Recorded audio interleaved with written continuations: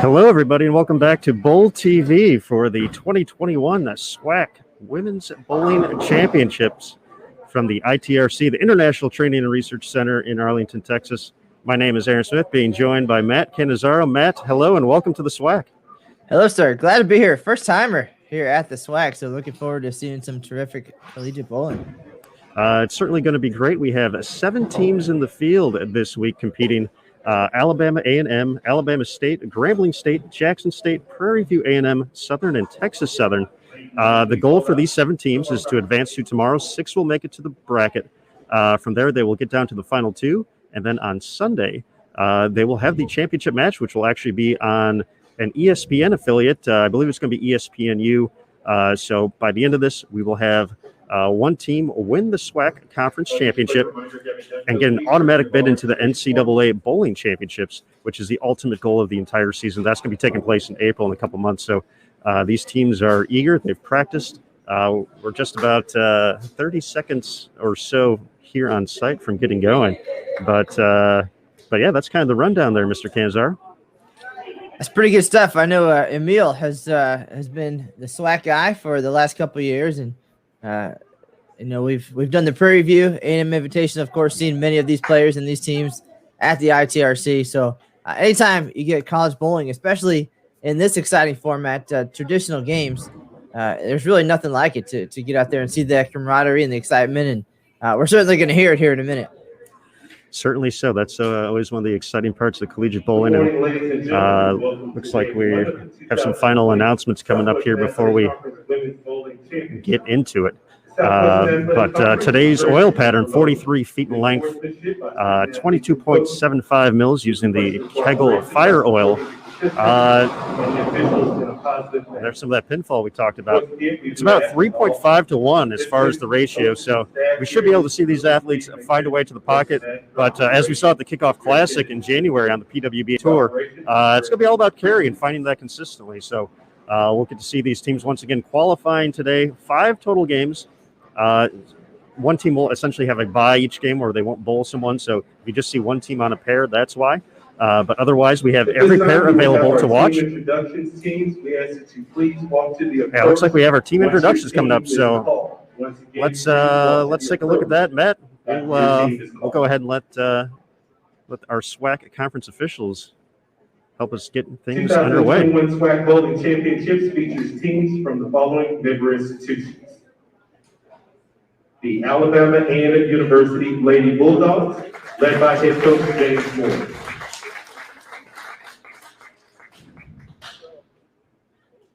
The Alabama State Lady Hornets, led by head coach Andrew Chester.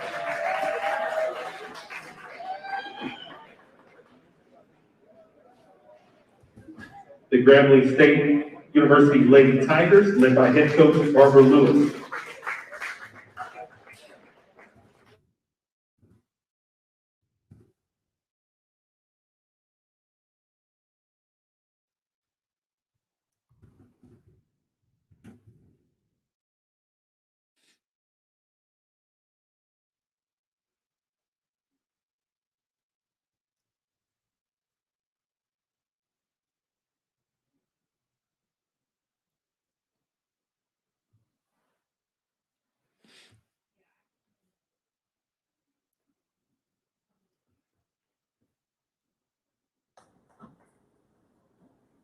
The Prairie View A&M University Lady Panthers, led by head coach Glenn White.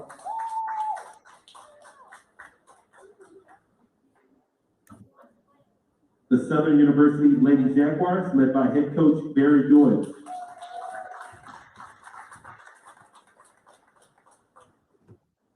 And the Texas Southern University Lady Tigers, led by head coach Sabrina Rose.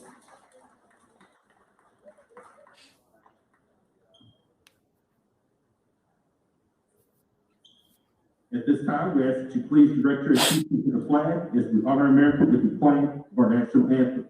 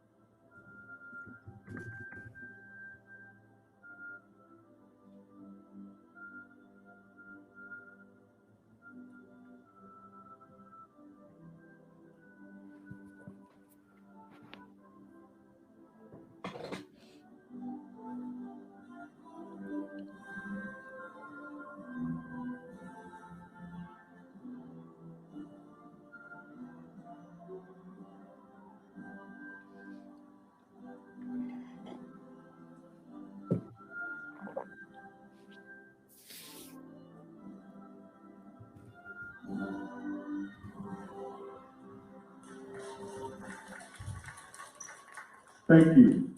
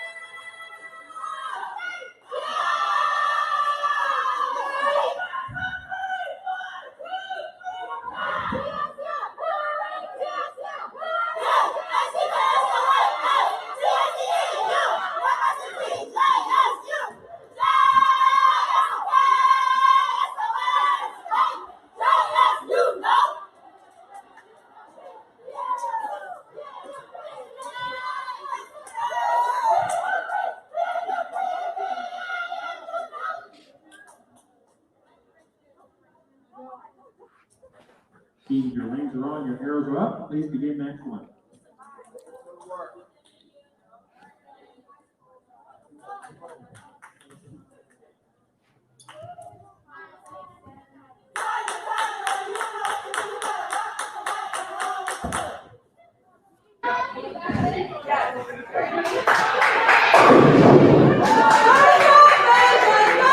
All right, folks, we have our introduction in the books, and we got to see the teams recognized before the start of competition, the national anthem.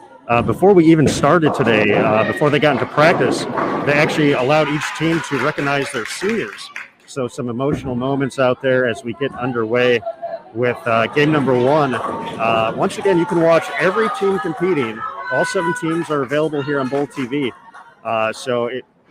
If you're watching on a desktop or a laptop, you can find that below the video. You'll see the different channels, so you can click along there. The teams picked just before we got started for lane assignments, so we don't have that readily available just yet, but as soon as we get that, we'll post that. So you can find your favorite team through there. If you're on a mobile device, in the top right-hand corner, you'll find that 4-box window pane, which will allow you to go through the channel navigation, and you can find your favorite teams. This is a commentary channel, so Matt and I will be hopping on and off throughout the course of the block, giving you updates. And just kind of following along, we'll pick random pairs to watch throughout the course of the day. So since we just got Jackson State on this game, they're over on 3 and 4 right now. Let's go over to 11 and 12 to kick things off, and we will take a glance at Alabama A&M and Grambling State. So we'll take a quick second to switch over there. Just like that.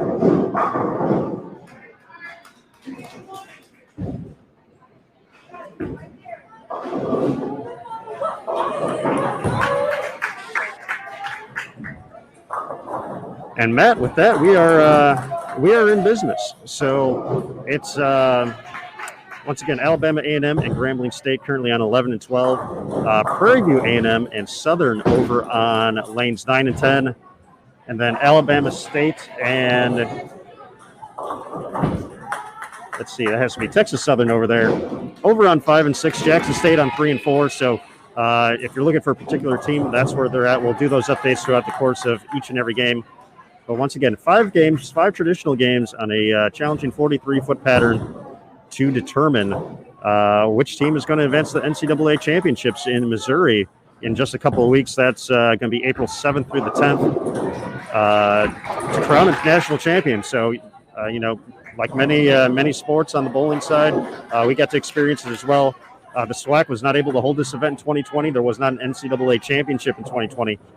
So this is a very big moment for bowling, collegiate bowling, moving forward toward the first postseason and eventually crowning champions once again, which is what we're all about here at USBC Collegiate, PPAA, PWBA, all of it combined. Crowning champions is what it's all about, Matt. Aaron Smith, you love this stuff, and I do as well. But you've had a chance to experience it at all the levels in recent years. You've been to the NCAA championship. You even wear the pullover all over town. You're so I love proud. the pullover. It's certainly a very unique and awesome environment that did not exist as it does now in my collegiate days. So a little bit different for us, of course. It's really awesome to see how much bowling has grown in this regard and to be a part of these events and very cool stuff. A lot of great opportunities out there through college bowling and NCAA bowling, and just pretty amazing to see where it's come just in the last 10 or 15 years. Absolutely. Some great stuff there, Mr. Canizaro. And as we kind of look at the past history of this event, the defending champion here at the SWAC Conference Championship is Prairie View and A&M. They won in 2019. They've actually won 4 out of the last 5 years of this event. So they're looking to continue that trend. But like I said, a lot of good teams in this field. Alabama State has been pretty impressive to watch the past few seasons. We got to watch them last year at the TNBA HBCU Invitational. They put on a show on the way to a victory there. Texas Southern won this event in 2018. So it's going to be a lot of excitement. Looking at the regular season, Prairie View A&M was the regular season champion. So right now the Panthers are the team to beat heading into this. But that's why we bowl the games, right, Matthew? Everybody's got a chance. We're all starting fresh. So 5 qualifying games. All but one team advanced to tomorrow, and then double elimination match play the rest of the way out to determine our top 2 for Sunday's televised finals. So that's kind of what we're working with here, folks. So, we kind of gave you the rundown. We're going to be pretty active in the chat on the main commentary channel, along with hopping in throughout the course of each and every game.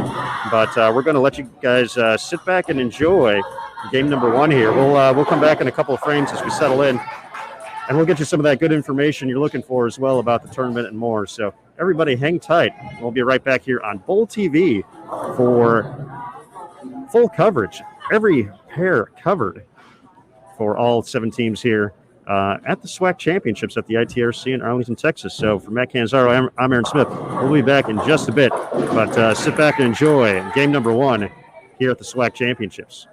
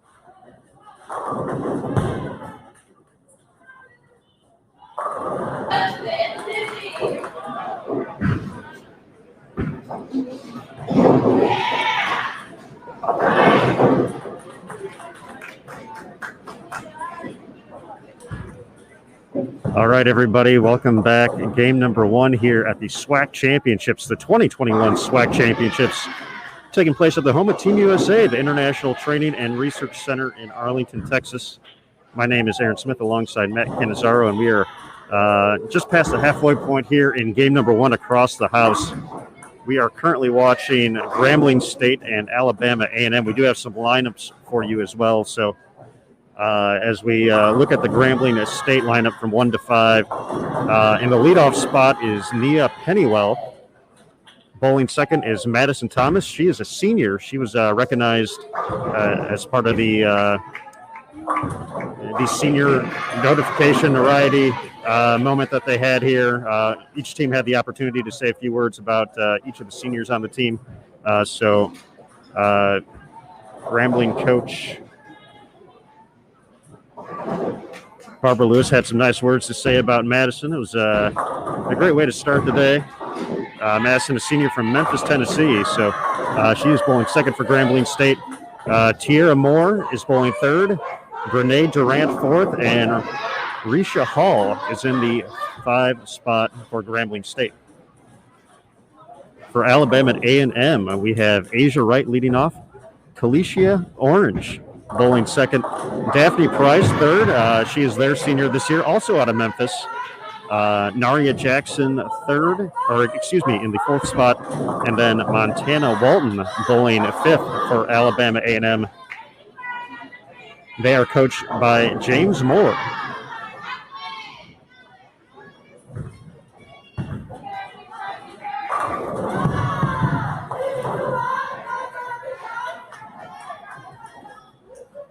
We talked a little bit about this event being one of the qualifying conferences to earn a spot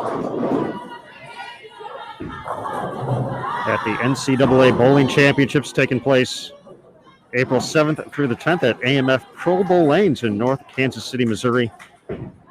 16 teams will advance to the double elimination tournament. 6 conferences receive an automatic bid, including the SWAC. And 10 teams will be at-large selections to make the big dance. We've also had some announcements already from the SWAC conference. We mentioned the regular season was completed with Prairie View A&M taking home regular season top honors. Their conference awards have been made as well. So Alabama State's Savannah Razor won the SWAC Bowler and Rookie of the Year. So great freshman debut from Savannah to earn that award. She, of course, with that also earned a spot on the All-SWAC first team, joined by Crystal Klein of Prairie View A&M, who's on the first team as a freshman and a sophomore as well. So 3 for 3 for Crystal. Cheyenne Washington, a freshman from Prairie View A&M as well. Patricia Rosales, back-to-back spots on the first team SWAC for her. She was the SWAC Bowler and Rookie of the Year last year. Also a member of Junior Team USA and a past Junior Gold champion. Patricia Rosales and Kaya Gray, a sophomore from Jackson State, earned the final spot on the first team in the 2021 season. So 3 players from Prairie View A&M making the first team. Looking at the All-SWAC second team, Capri Howard, a senior from Jackson State, who was on the first team as a junior and second team as a freshman and sophomore, leads the way on the second team. Asia Wren from Prairie View A&M. So 4 players total making the All-SWAC conference team for the Panthers of Prairie View. Evan Smith from Texas Southern, a freshman, making the second team. Miranda Ramel from Alabama State. And then Cassie De La Fuente from Texas Southern, also a freshman, earning spots on the SWAC second team all-conference.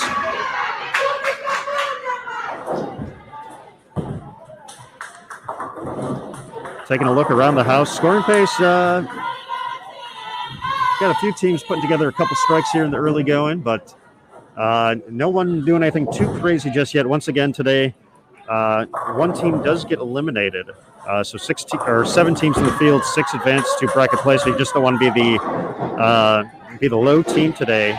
But seeding is determined for the bracket. So if you are the first or the second seed, you do get a bye in the first round. So only the 3 through 6 teams will be competing in that first round tomorrow morning.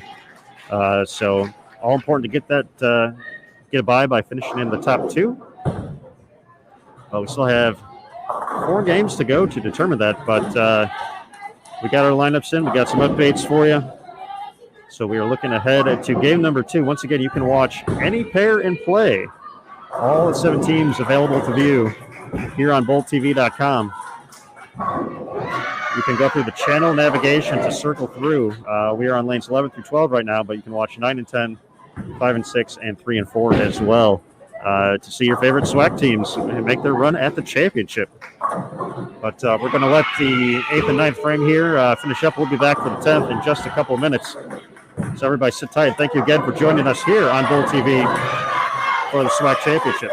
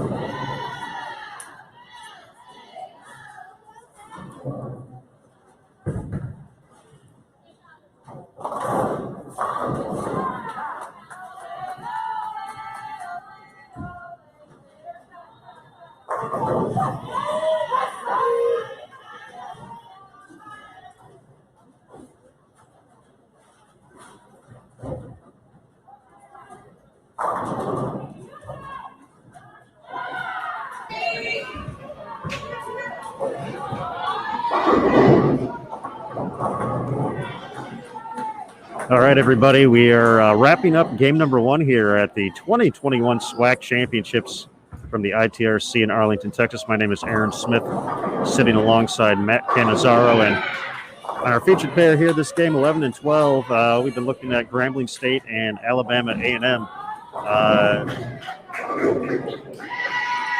As they wrap things up here, Alabama A&M, a chance to get into the 800-plus range here. They're going to do that. For Grambling State, they're going to be a little bit farther behind. So they're going to have some work cut out for them here. Early scores here for Grambling State. Nia Pennywell, 137. Madison Thomas, 112. Tierra Moore, 117. Renee Durant, 141. And Risha Hall looking to get to 125. For Alabama A&M, Asia Wright in the books with 140. Nice 202 from Kalisha Orange. Daphne Price with 190, the senior. Naria Jackson with the spare in the book. She can get to 142. And then anchor Montana Walton. Chance to get to 169 still. So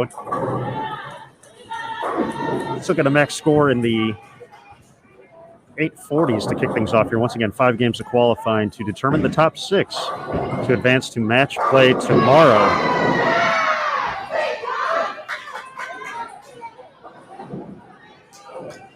And Mr. Matt, we've talked about the ITRC being a unique facility to compete at, and having past experience has always proved helpful for teams and individuals, no matter the event.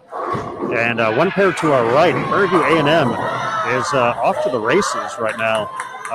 They're bowling with Southern on 9 and 10, and they have a chance to put up a big number here. So we might switch over to there to get their last 2 bowlers as business picks up. But talk about Prairie View kind of getting to know the ITRC over the years. Well, I mean, anytime you get to revisit a center and get comfortable and have some success there, of course, you're going to be very comfortable coming back. Prairie View especially continues to get stronger as a team to get those top recruits. You mentioned some of those players coming in and finding success this year, making headlines.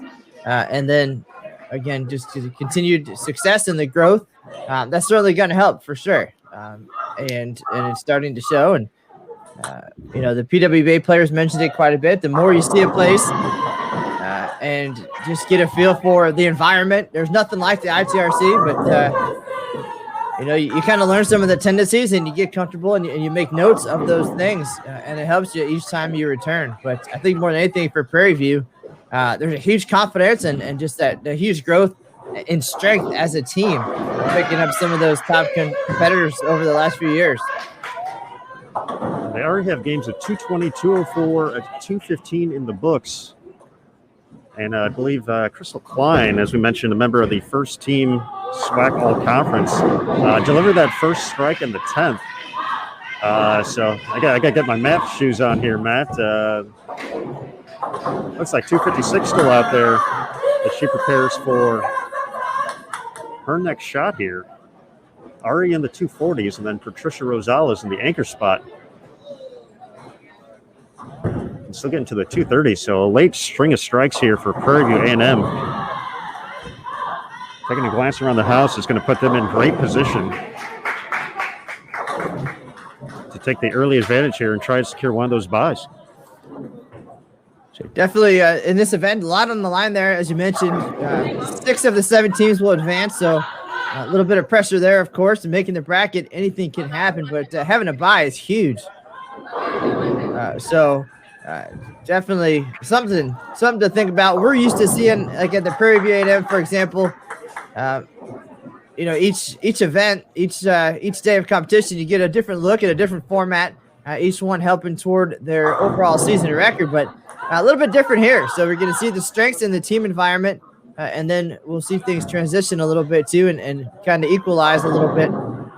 But this is it, as you said, a automatic berth to the NCAA championships on the line. So a little bit different for us, right? To see a little bit more than a trophy up for grabs here. So the intensity, I have no doubt, especially in this COVID-shortened couple of years we've had, just really the appreciation and the opportunity to be back out there competing, and the fire, bright as ever.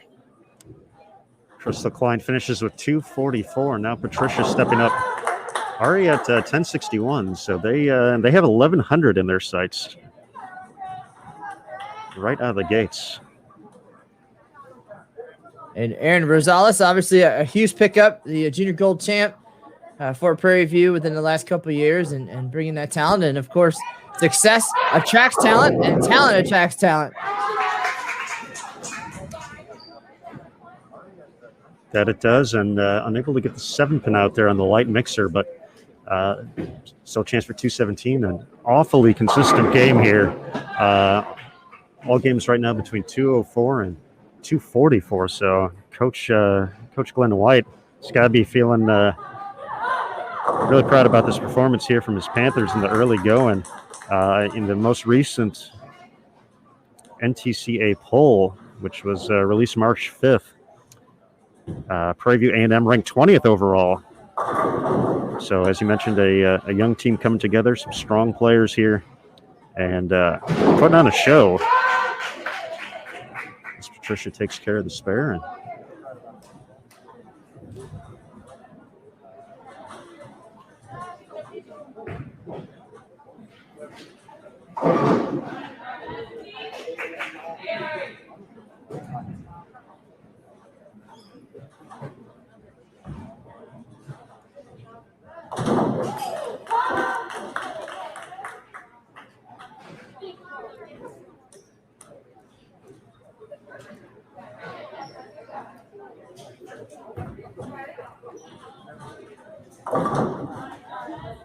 Texas Southern is going to finish at 8:29. Or excuse me, Southern. We have a Southern and Texas Southern here. 1 ball left to go for Prairie View.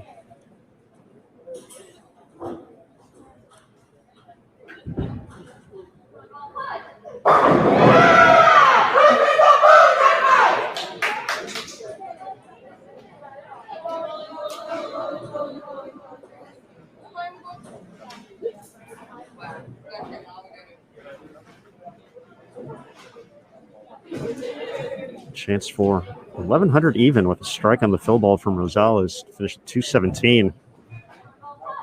And there it is. What an effort by the Panthers of Prairie View here in the early going. 1,100 out of the gates at the SWAC Championships.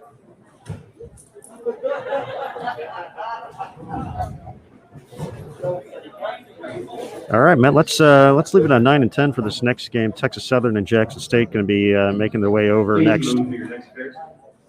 As it works with NCAA competition, now all the teams, they wait for everybody to finish up. But from there, they move on to, they basically have a couple-minute window to walk to their next pair, get settled. So pretty cool that they're so structured like that throughout the course. So they got about 3 or 4 minutes to do that. As we wait for that, I want to give a shout out to some folks who are here on behalf of the SWAC. Jasmine Quinn, the director of championships, has been very busy taking care of business here, making sure everything's been great for these student athletes and teams. So big thanks to her. Andrew Roberts, the assistant commissioner of media relations here as well. So big thanks to them and the SWAC conference for hosting their event here at the ITRC and letting us watch the action here on Bolt TV as well.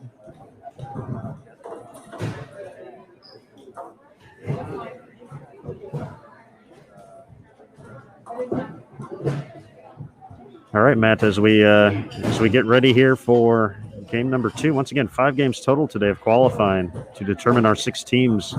We'll go ahead and take a quick break, but game 2 coming up next. We already dropped it in the chat, but in case you're wondering who's going to be where, Grambling and Prairie View A&M will be on 3 and 4. Alabama A&M and Southern will be on 5 and 6. We're going to have Texas Southern and Jackson State here on 9 and 10, and then Alabama State will be on 11 and 12. So just saw another question pop up in the chat about standings. As soon as we get them, we'll drop them in the chat. At the moment, I don't have a link, but if we find one, we will definitely place it in there. But as we get updates, we will be sure to get those to you as well. So that's all in the plans to be able to bring those along. But folks, let's settle in. Game 2 getting ready to start up here in just a moment on Bolt TV. So thanks again for swinging by. Matt Cannizzaro and Aaron Smith hanging out here this weekend for you.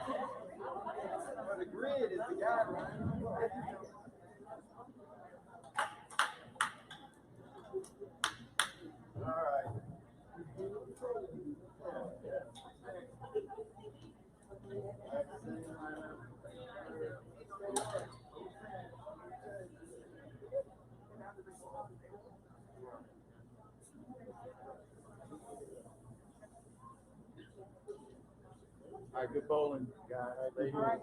Bowling.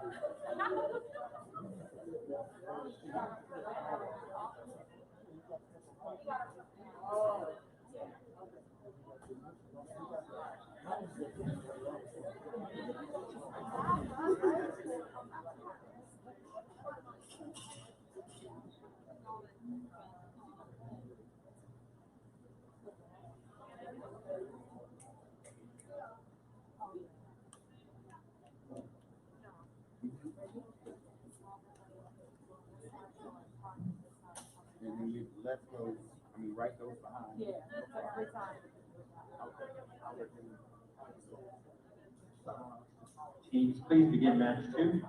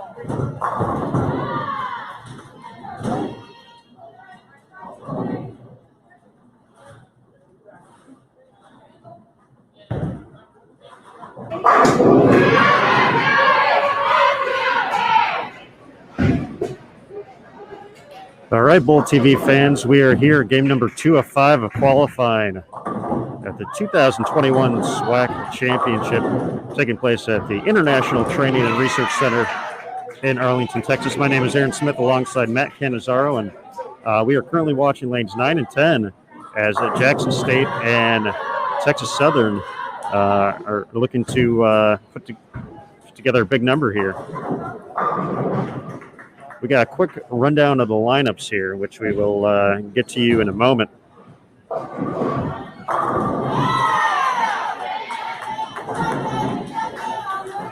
Pretty consistent performances for both of these teams in game number 1. For Texas Southern, 9:36 to kick things off, 9:31 for Jackson State. So once again, we mentioned Prairie View A&M off to the races in the early going with a big 1,100 in game number 1 right here on lanes 9 and 10. So we'll see if these teams can find the same path to the pocket that led the Panthers to the big game 1 effort. But taking a quick look at the lineups here, we'll start with Jackson State. In the leadoff spot, Tiara Jackson. Natalie Cura bowling second. Kaya Gray third. Mariana Viveros fourth, and Capri Howard in the 5 spot. So that is the lineup for Jackson State, who was the runner-up in the 2019 SWAC Championship to Prairie View A&M. They were the top seed, so they had to be defeated twice.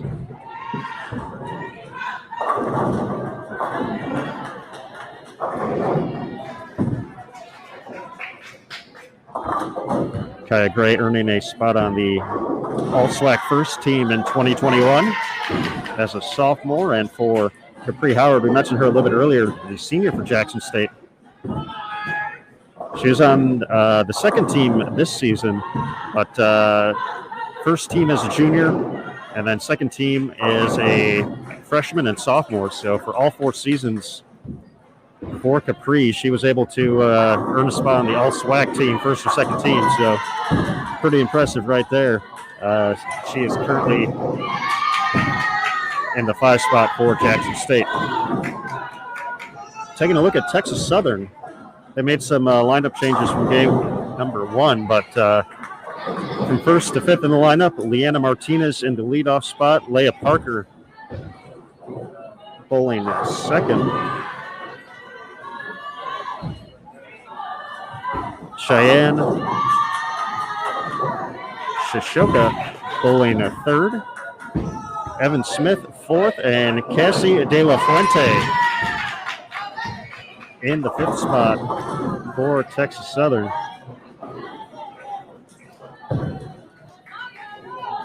For Smith and De La Fuente, both earning spots on the all-SWAC second team as freshmen. So it's got to be some definite excitement looking ahead to what this team is going to be capable of for head coach Sabrina Rose in the upcoming future. We mentioned Jackson State. They're coached by Dr. Michael Boykins.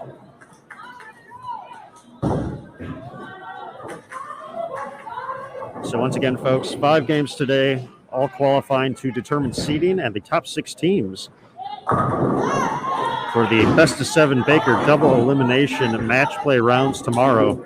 The top 2 teams get a first round bye, so the teams in 3 through 6 will have to bowl that first round starting tomorrow at 10:30 a.m. Eastern Time, 9:30 local here in Arlington, Texas. And throughout that double elimination match play bracket, we will emerge with 2 teams. They will advance to the finals on Sunday, which will not be held here on Bowl TV since it's going to be nationally televised. I believe the provider is going to be ESPNU. They said there's a chance it could be ESPN3, so we will see if we can verify that here soon. But that's going to start at 2 p.m. Eastern, 1 local time on Sunday to determine the SWAC champion and the player or the team, who gets an automatic bid to the NCAA Bowling Championship in 2021. So we got some lineups for you. So everyone, hang tight. We'll get you a recap here in just a sec, or in just a little bit. As soon as we get some scores, we will be sure to run those down for you.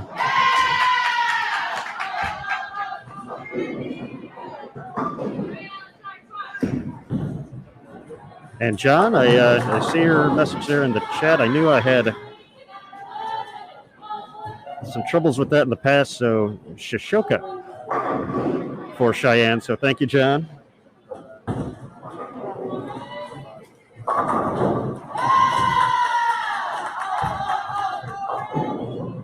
Much appreciated as well. And of course, for the folks watching, if I do happen to mispronounce the name, please let me know so we can get that right. But Cheyenne Shishoka. There we go. Thanks again, John.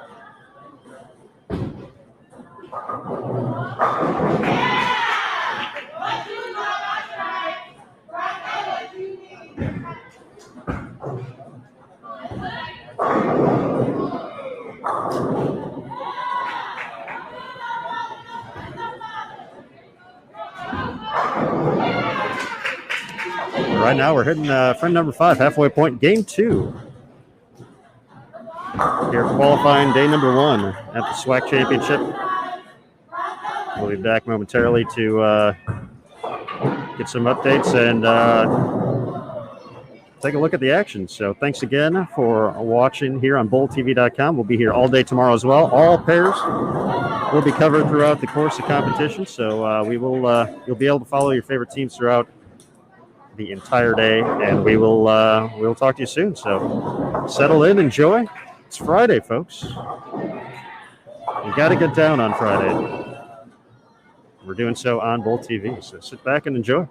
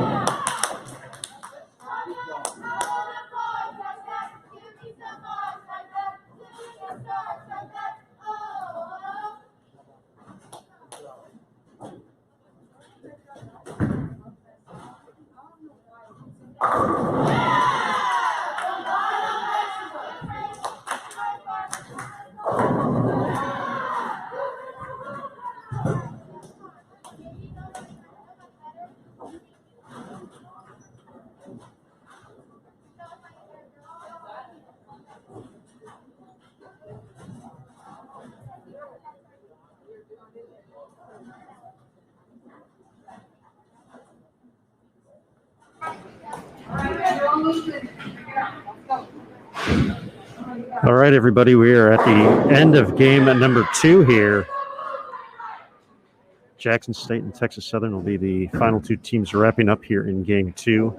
A field ball left to go over on 3 and 4 between Grambling State and Prairie View A&M. Prairie View is going to have another very nice game here after that big 1100 to start. We're going to be in the 1050s here with another consistent performance across the board. So Prairie View A&M looking here in the early going at least to be the team to beat.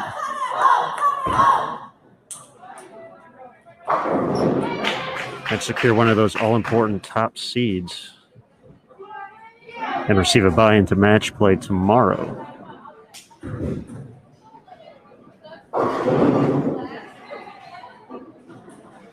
Both Texas Southern and Jackson State were pretty even through game number 1.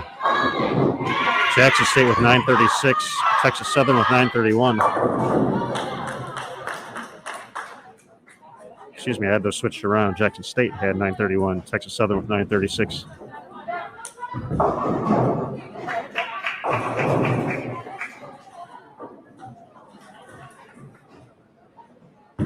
Both teams kind of keeping pace with each other here as they get into the 10th frame. Once again, we posted the lane assignments for game number 3.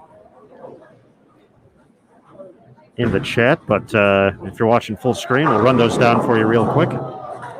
Got Alabama A&M and Alabama State on 3 and 4, Jackson State and Prairie View A&M on 5 and 6. We'll probably head there next here on our main channel. Grambling State will be on 9 and 10, and then Texas Southern and Southern on 11 and 12.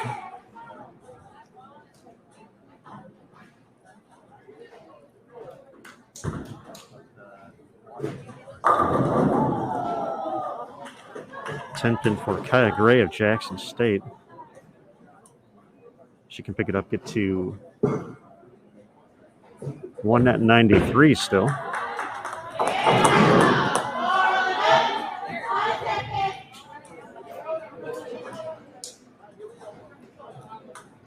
Cheyenne Shashoka covered up her spare. Full ball left to go. Can get to 172 for Texas Southern.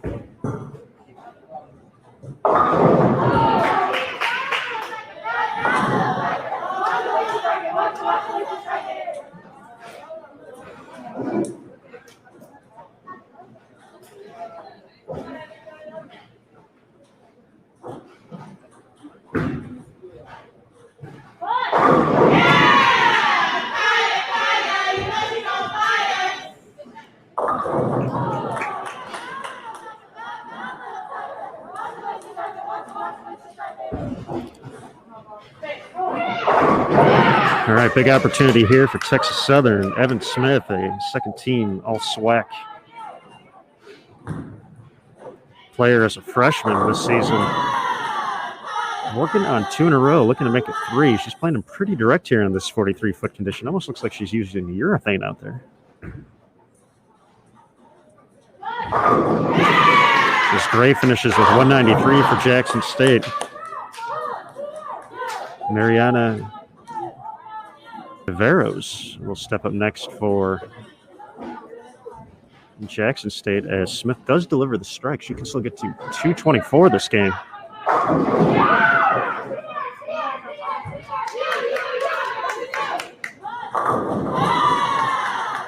Nice shot from Mariana. She can max out 224 as well.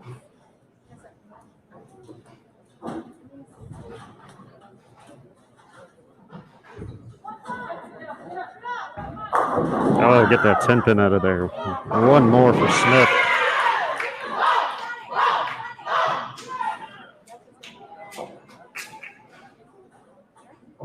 Once again, total pinfall for these 5 games is what determines seeding and the top 6 teams advancing to match play tomorrow. So every pin important here. Top 2 teams receive a bye into match play.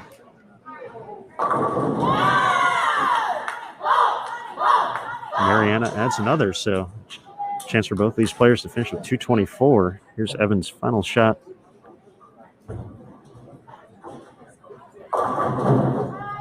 Kind of finish with 221.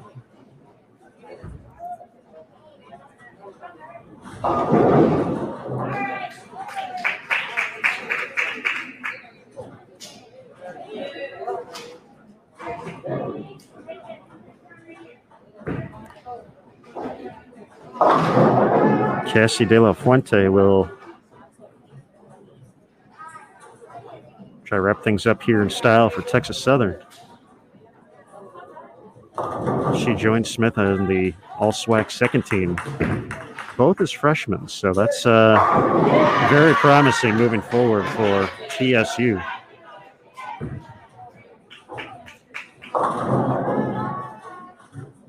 .223 finish for Gray. Here's Capri Howard.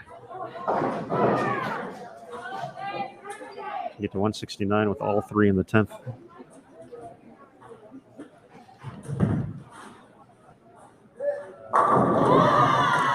Doesn't get much nicer than that.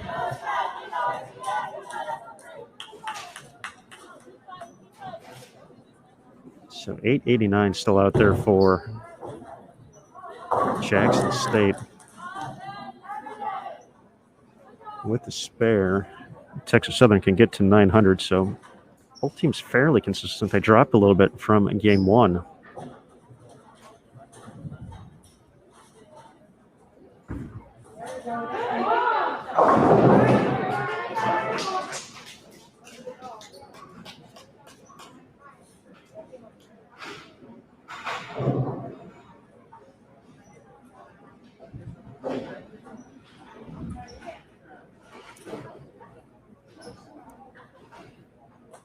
Final shot for De La Fuente. They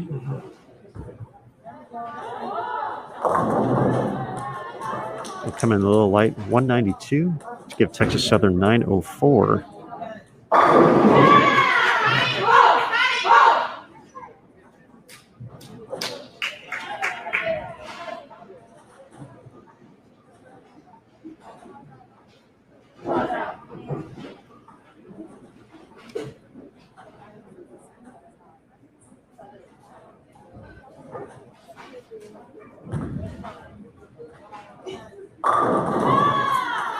Nice shot there by Howard. She's a 4-time SWAC All-Conference player. First team as a junior.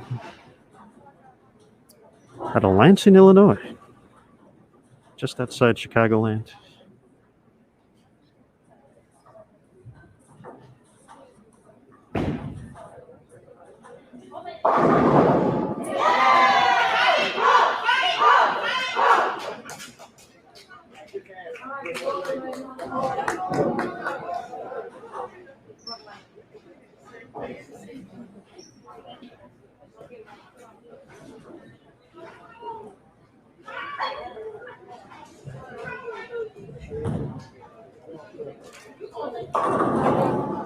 Triple four-pin. There we go. 889 finish for Jackson State here in game 2. So we are going to transition now to game number 3.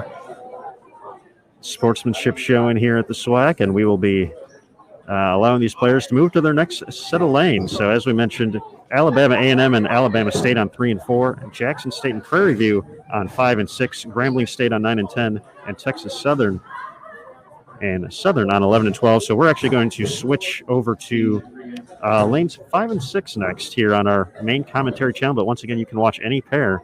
So while we have a moment, we're going to go ahead and do that. So you're going to get an inside look here behind me at the ITRC as we make that switch. So there it is, folks. Once again, as you can see, wearing a mask. So full procedures and protocols in place here for athlete and staff safety. There are no spectators here. So just ITRC staff, athletes, and coaches, along with a few representatives from the SWAC as well. So we certainly appreciate all the hard work and effort everyone has put into making this event happen. Big shout out to the staff here at the ITRC. Nick Harishny holding it down as he always does. So big thanks to Nick for just doing everything that Nick does. He is a excellent individual. If you ever get a chance to come down to ITRC, say hi to Nick. He'll get you hooked up with a pair of lanes and much more. Of course, Lou Marquez as well is a big part of the ITRC. Stephen Padilla is helping out. He helps out with several NCAA events throughout the course of the year. I believe he is our tournament official this week. So big thanks to Stephen. So big shout out to everybody who's making things happen here. We certainly appreciate the effort, but we're going to head over to 5 and 6 next for game 3. Once again, 5 games total. So we're closing up on the halfway point of competition today. So it's flown by. We've seen some strikes. Prairie View has been the team to beat so far. And as Mark in the chat put, very well-rounded team. I would agree. They have really put together a nice squad here. It showed based off of the All-SWAC conference. They had 3 first-team members and 1 on the second team as well. So, and looking at all those players,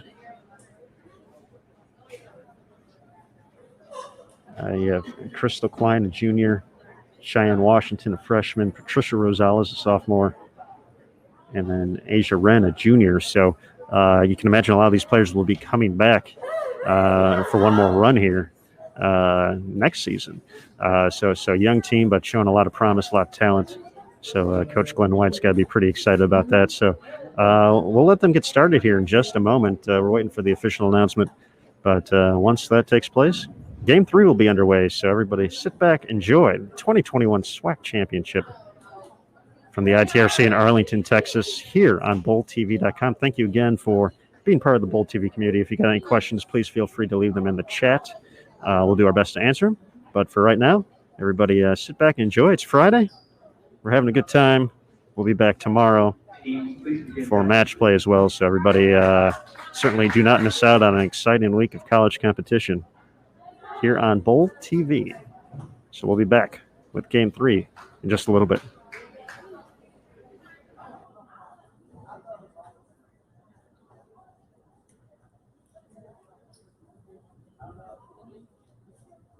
Teams, please begin match play.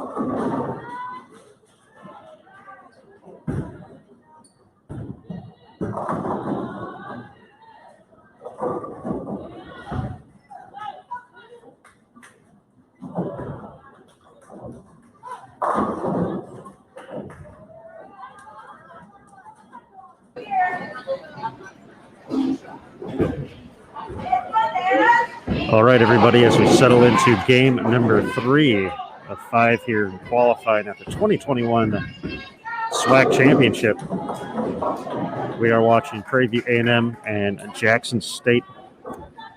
Since we watched Jackson State last game, they did make some lineup changes.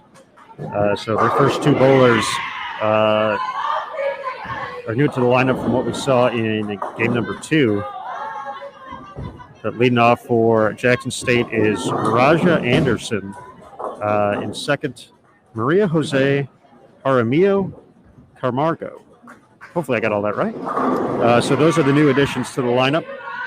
And then Kaya Gray, Mariana Viveros, and Capri Howard makes up the Jackson State lineup. So you'll see Mariana coming up in just a second for Jackson State, number 10.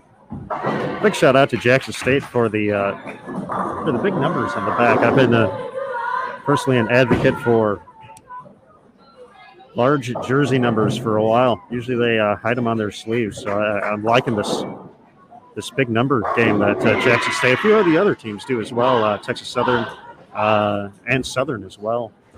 Prairie View A&M pretty good as well. So shout out to big numbers posted on the jerseys. Big fan. Running down lineups. So keep it up, teams. We like that.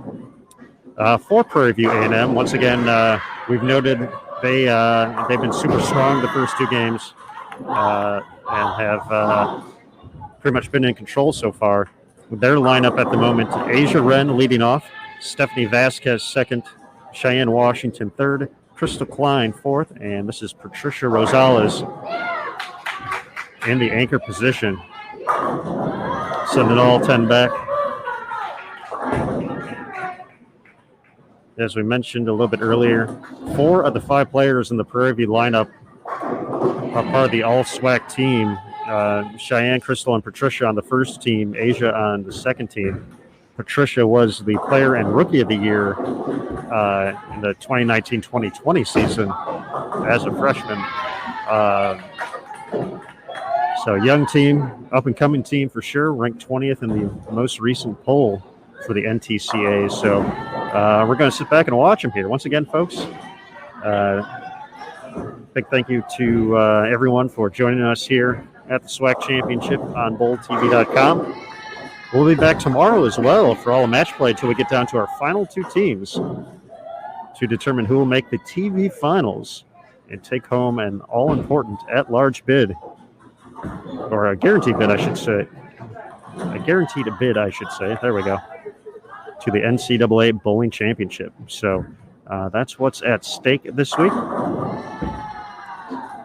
But still a lot developing here. So hopefully get some scores for you soon. But right now, sit back and enjoy. Game 3 we'll be to the halfway point here in no time. The 2021 SWAC Championship.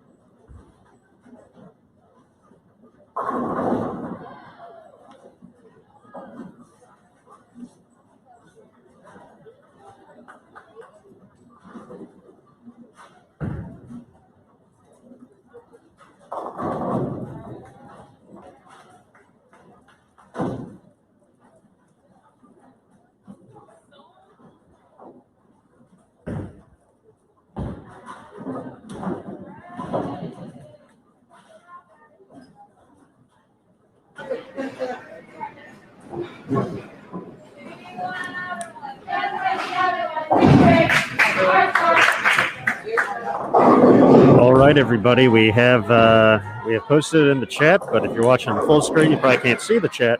But we do have standings after 2 full games here at the SWAC Championship. As expected, Prairie View A&M up by a bunch, 21-54. So they've built a sizable lead over the field. Currently second, Texas Southern 18-40. So we have 300-plus pins between first and second. So Prairie View A&M in position to earn one of the 2 byes available for tomorrow's match play session. But the standings definitely tighten up after that. Texas, as we mentioned, Texas Southern at 18-40, Jackson State in third, 18-20, so 20 pins back of the second bye. Alabama State in fourth, 17-57, Southern 17-51, Alabama A&M 17-07, currently holding on to the 6th spot, and Grambling State at 12-14 is probably going to be the team eliminated. Looking at the scores here in the early going, once again, the top 6 advance to tomorrow's match play portion. Top 2 receive byes. So from Texas Southern to Southern, from second to fifth, right around 90 pins the difference. So definitely some opportunities for Jackson State, Alabama State, and Southern to try and get into the top 2 to advance.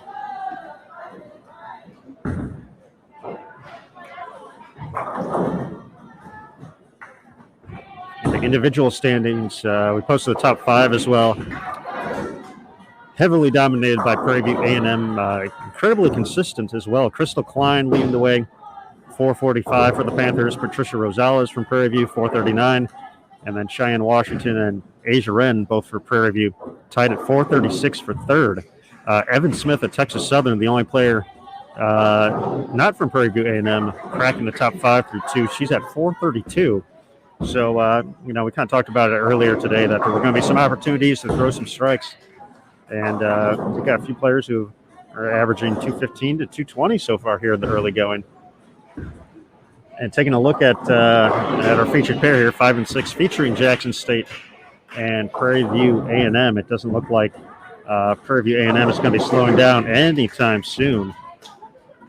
Another solid game coming together for the Panthers.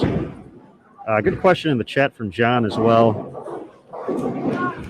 He asked, is this win-loss or total pin count today? And this is total pin count only. It's a little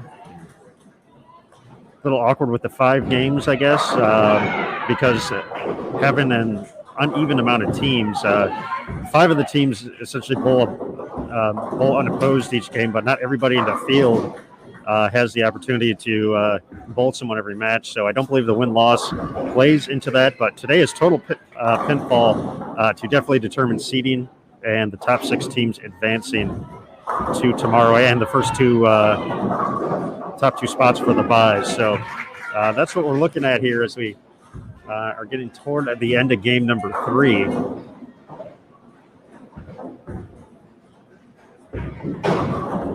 Looks like all the other pairs currently, at least into frame number 9, they're just about there on 5 and 6. So we'll be transitioning to game 4 pretty quickly here, and we will get you a quick lineup. Over on 3 and 4, Southern will be bowling unopposed. Grambling State and Texas Southern on 5 and 6. Jackson State and Alabama A&M on 9 and 10, and then Prairie View A&M and Alabama State on 11 and 12.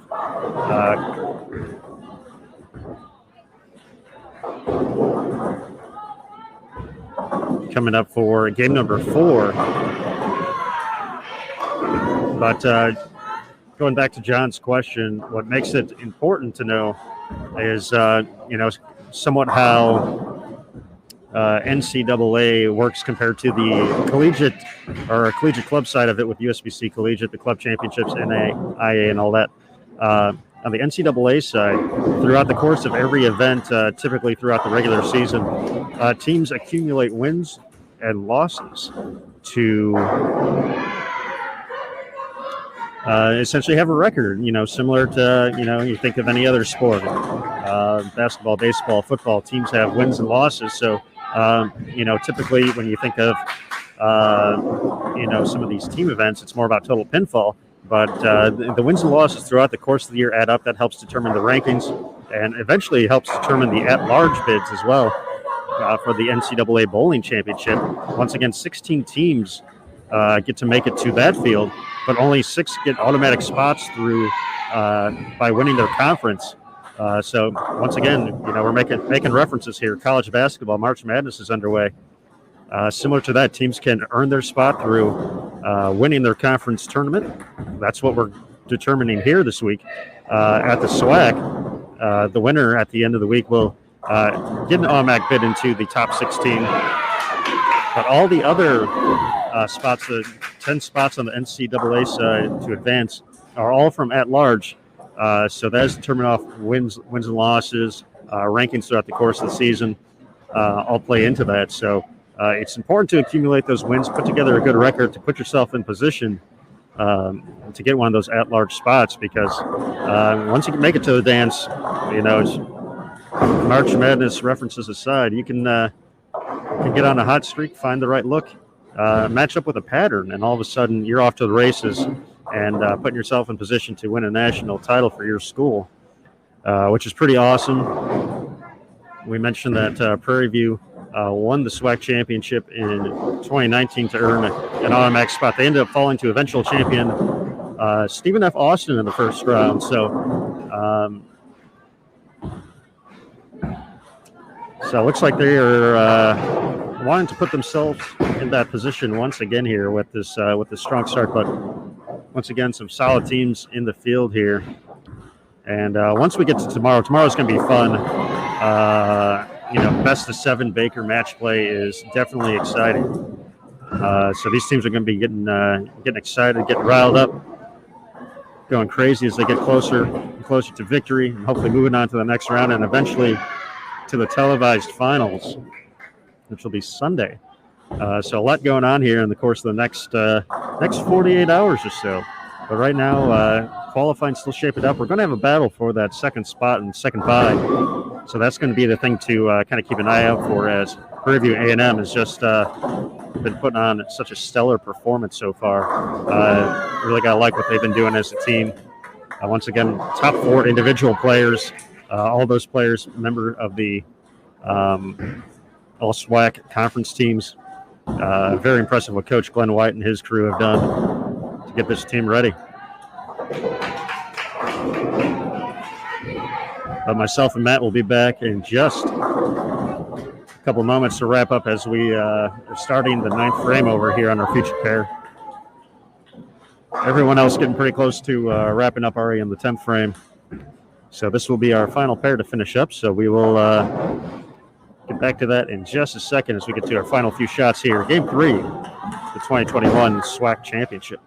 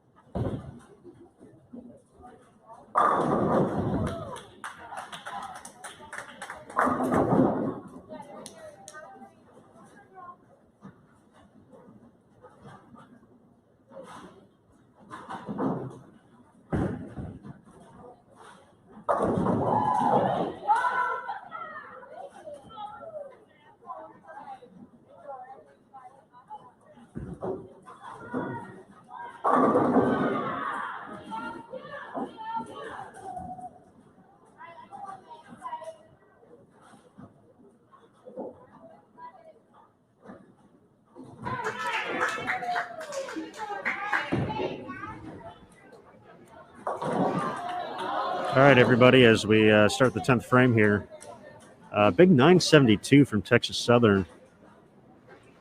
Potentially create some distance between themselves and the rest of the field. Once again, they had a 20-pin advantage over Jackson State. There's definitely an opportunity for Jackson State to pick up some pins here in the 10th.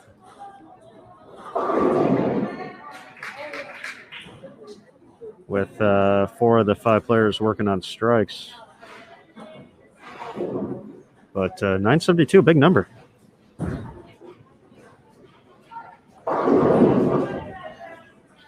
However, Prairie View in position to make this an even bigger advantage heading into the final 2 games. 221 out of the gates for Asia Wren.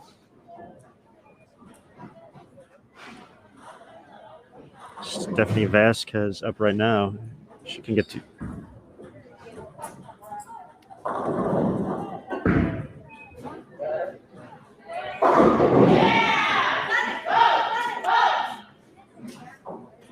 She could have gotten to 214, but that's what's going to slow her down a little bit.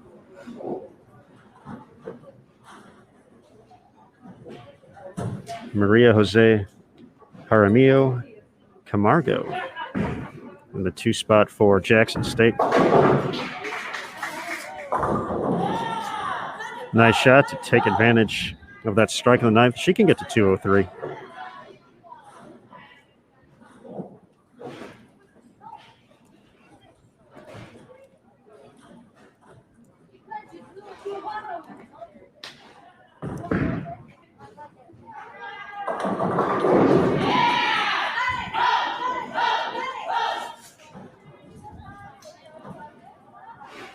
.190, the final total for Stephanie.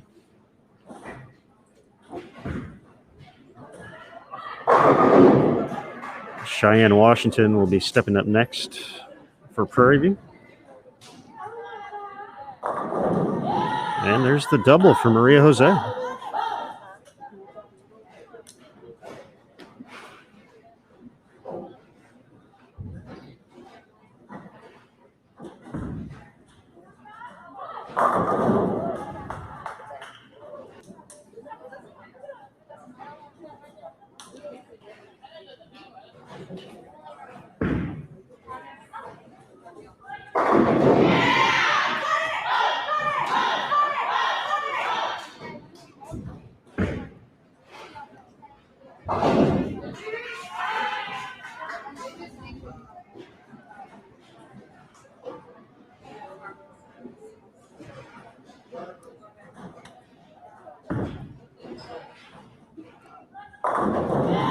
All right, as we prepare for these final few shots,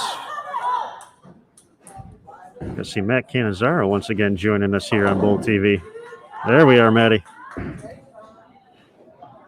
And Matt, I know you're excited right now. You got your Florida Gators moving on to the next round, beating up on the Virginia Tech squad there. So that's always exciting. But we got some exciting bowling going on as well, as Prairie View A&M just continues to impress here at the SWAC Championship. Hey, so much happening in the world of sports today, right? So much to watch, and you're absolutely right. Again, nothing like college bowling and the excitement and the high fives, and just actually sitting here and working on things, listening to the sweet sounds of Aaron Smith, bringing you all the information, and hearing in the background all of the yelling and excitement, and that's really what it's all about. Almost should be recorded and played for some of that the ambiance there to kind of keep you relaxed and help you go to sleep or whatever, to get you riled up in the day, whichever way you see it. So again, the pace, of course, a little bit slower as we're seeing with the traditional games, but just kind of easing into tomorrow's excitement. Looking forward to that for sure, as 6 of our teams will advance, and when we get down to Bakers and brackets, and that's what college bowling really truly has become all about, and it only gets better from here.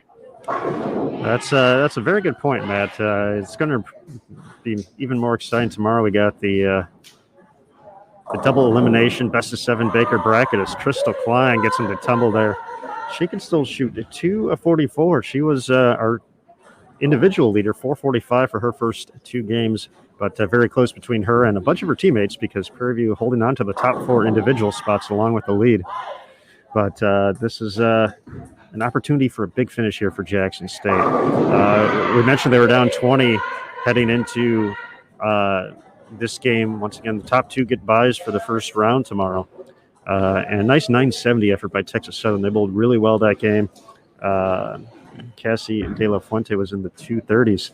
To lead the way for Texas Southern, but working on some strikes. This would be huge for Dr. Michael Boykins, his team, throwing some strikes here down the stretch. Take advantage of those strikes in the 9th and put themselves in position not to lose any ground. So, Aaron, as you mentioned in your analysis of the oil pattern as well, it's not super easy, but it's not on the super challenging end of the spectrum either, kind of in between, and an opportunity for the players to get to the pocket, and then it's a matter of making the right moves to get that carry. So, big scores are exciting, and strikes, especially in those key moments, are pretty neat as well. But I think it's a nice balance of challenge out there, and no matter who's going to win, they're certainly going to earn it. But we've seen some pretty good scores so far today, and some excitement, and again, only going to get better. That's right, and we just saw Crystal Klein finish up with 243, so she's going to be just a shade under 690, so averaging right around 230. Here is Mariana Viveros, and she got the first strike in the 10th, unable to make it, or Viveros, excuse me, unable to make it 2 in the 10th, though, but she's going to be in the 2-0s, and we have Capri Howard working on a double, so she's going to be able to throw some extra pins up there. They're going to be pretty close with a strong finish here to not losing any ground to Texas Southern, keeping it close with 2 to go, as Patricia Rosales connects for her first strike. She can shoot 236 this game. They're already well into the 1,000 plus range, so 10:58 out there for the Panthers of Prairie View. Very, very impressive continued showing by them. They started with 1,100, so they've actually gone down a little bit, but they've been averaging between 210 and 220 as a team throughout the day so far. So you can't ask for much more than that. I think, Aaron, for most college programs going out, 1,000 being the kind of the goal, right? That's your par. That's what you aim for each time out there, and to be in that window and better throughout the day. Again, some talented players on that squad, especially, and they're showing that here today and stepping up for the big conference championship. All right. Patricia did deliver the double, so she's in the 230s now. I'm going to put him into the 1050s. Here's Capri's first shot. Oh, get out of there. There's a tad high, but got him all the trip that 4-7 out of there. We mentioned Capri, part of the All-SWAC second team this year. Senior from Memphis, Tennessee. Or, excuse me, from Lansing, Illinois. We had some other players from Memphis as seniors, but Capri from Lansing, Illinois. All SWAC each of her 4 years, first team as a junior. And looking to do some big things here as Patricia's going to finish up with 235 and 1,057. The big scores continue for Prairie View. Just can't say enough about the Panthers today. Very, very impressed by their performance so far. Capri now looking for a double, keeping her angles pretty tight.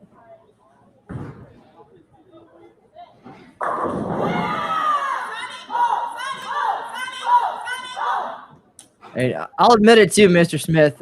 We haven't seen much college bowling over the past 12 months, but I absolutely missed the cheers, especially on the women's side here, more than anything, I think. Absolutely, yeah. It's the college bowling is undefeated, continues to be, always will be. It's such a fun environment, especially now as you and I are transitioning into our midlife crisis, being here with these young student athletes out here doing all the work that they're doing. It's very, very refreshing. It's fun to be around. 223 and 974. So essentially our second and third place teams are washed in this game. So, it's still going to be about 20 pins, the difference heading into the final two. So definitely some excitement to come. As they finish up once again, 974 and 223. So, Matt, as we head into game number 4, our lineups once again, we will have Southern on 3 and 4, Grambling State and Texas Southern on 5 and 6. So we'll definitely be keeping an eye on Texas Southern. Over on 9 and 10, we got Jackson State and Alabama A&M, and then on 11 and 12, we have Prairie View and Alabama State. So I know we haven't seen Alabama State yet today on our main feature pair. I think we're going to head over there to continue to see if Prairie View can keep it going, and for Alabama State to see if they can potentially make a late run into the top 2 here to earn a bye. Of course, Alabama State led by the SWAC bowler and rookie of the year, Savannah Razor. So we'll get to see that in just a moment. But Matt, as our players transition to game number 4, they're moving around. They've gotten pretty comfortable with with this oil pattern, and they obviously get to bowl on this the rest of the way out. For you as a fellow competitor in the day at one time on the collegiate ranks, what was it about being able to see a pattern, multiple times throughout the course of a week that made you feel comfortable and able to succeed? Well, I mean, just like we talked about the venue earlier, the more you see it, the more you're able to figure things out. And in this case, you have a team and coaches behind you to help you do the things you need to do to be successful on that pattern. And you work together, and it's about knowing your equipment, knowing your games, and working as a group to find that success. And once you do, as with any bowling event, any sporting event, the goal is to keep that momentum going. And of course, figuring it out earlier than later is usually better for me, as we know. It's usually it's the latter, right? Of course, the field ball always strikes, no matter what happens before that. And for me, it takes most of the block to figure it out, but that's why now I get to sit behind the cameras with the headset rather than be out on the lanes. But I think in this environment, especially, This is where the extra eyes certainly come into play to get everybody on the same page. But in this format, as we talked about, with everybody bowling the complete game, and we talk about this every time we cover an NCAA event and they use the different formats each day, there's an opportunity for the stronger player or two or three to really carry the load for this portion of the competition to get those extra pins. And then the Baker style format kind of balances it out a little bit where those players aren't as big a factor. So the variety of the formats allow that to happen. But again, it's just, you ride the momentum. When somebody has the look, somebody doesn't, you get them on board as well. And that's probably going to change quite a bit over the games while the lanes transition and fatigue sets in different regions. So a lot of factors go into it.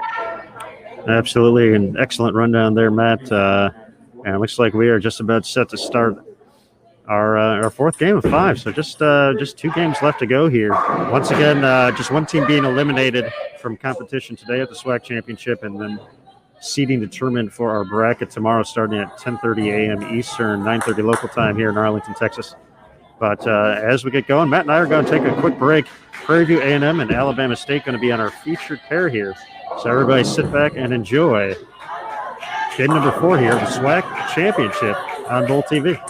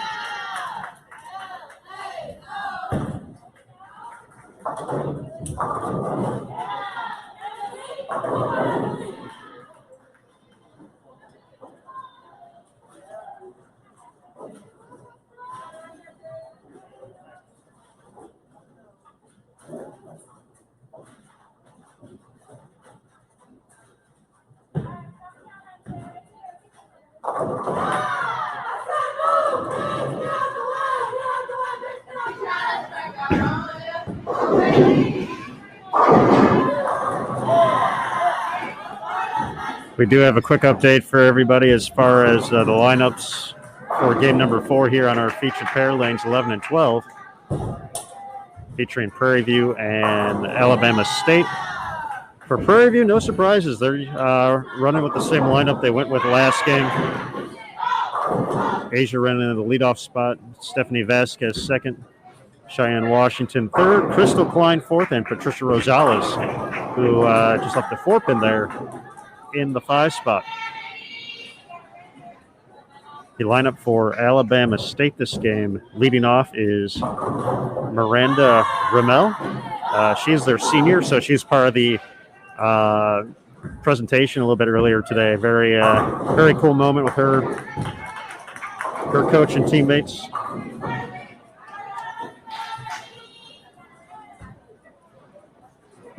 Alabama State head coach Andrew Chapman, some great words to say. Bowling second is Emily Price. Lyric Osteen in the 3 spot, Bailey Chapman fourth, and then Savannah Razor, the 2021 SWAC Bowler and Rookie of the Year. So that's the Alabama State lineup 1 through 5. As soon as we get some updates on scores, we will let you know. It looked to be pretty close for those first few spots. Prairie View A&M out ahead. Texas Southern about 20 pins ahead of Jackson State. But as soon as we have those official numbers, we will let you know. Drop some info in the chat for you as well. But this is game 4 or 5. Just one more to go after this here at the 2021 SWAC Championship. 6 teams advancing to tomorrow's double elimination Baker bracket. Top 2 teams in qualified will get a first round bye. And then the 2 teams left standing in the winners bracket and the elimination bracket will advance to Sunday's finals, which will be nationally televised on an ESPN affiliate. So that's what we got right now, folks. Settle in. A bunch of strikes here up on the board right now for Prairie View A&M. We'll see if they can keep them going as we continue on at the SWAC Championship.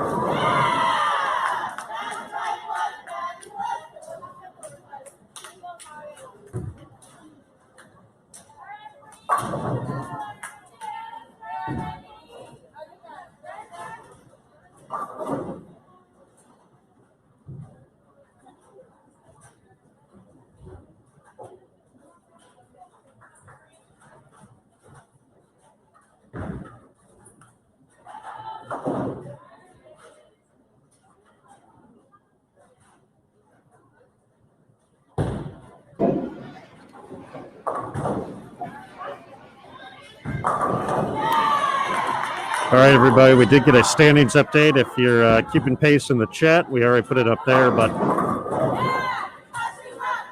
here are the standings with 2 games left to go, 3 games in the books. Prairie View A&M 32-11, averaging 214 a game. Up by a bunch. Texas Southern currently holding on to the second spot for that first round by 28-12, but just 18 pins ahead of Jackson State, who's at 27-94. Bit of a separation after that. Alabama State in fourth, 26-39. Alabama A&M moving up a spot, 25-35 ahead of Southern, who's in sixth, 25-27. Grambling State in seventh, and likely going to be eliminated at 1,800. In the individual standings, Crystal Klein, we mentioned her last game, 244, 201, 243 for 688, averaging 229.33. And off to a strong start here. 4 out of 5 strikes. Patricia Rosales from Prairie View A&M in second, 674. Asia Wren from Prairie View, 657. She's going to be looking to make it 6 in a row in just a moment. Texas Southern's Evan Smith moves into fourth place at 642, and then Bailey Chapman of Alabama State, also on our feature pair, bowling fourth for ASU now in 5th place at 629. We mentioned Asia Ren in the leadoff spot, and it's going to get the 10 out of there. Front 6, let's go. So we got the rosters in, we got the lineups, we got the standings update, folks. So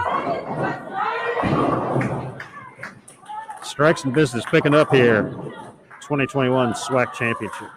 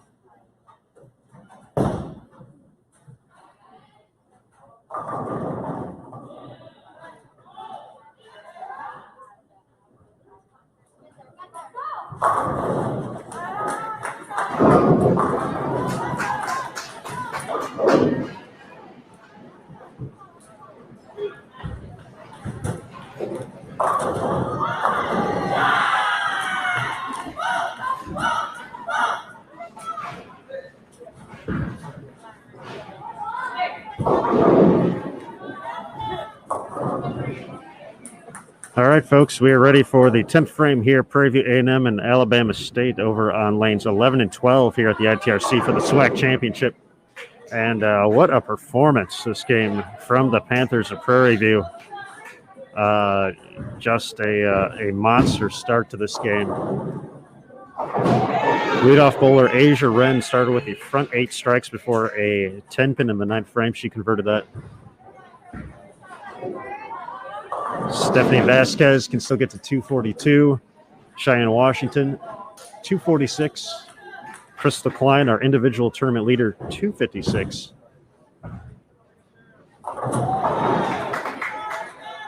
And with this spare here, Patricia Rosales can finish up and max out at 195. So they were already up by approximately 400 pins, right around 400. And they are going to be adding on to that as well. We did have a note from Southern University. Their anchor player in game number 4, Elizabeth Vozin, was making a run at 290. She got the first one in the 10th before running a little high on her second shot in the 10th. So got into the 270s, 278.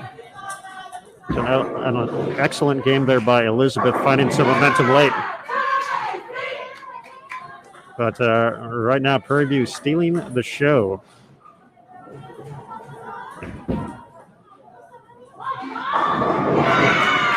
Here at the SWAC Championship. Let's bring back in Matt Cannizzaro.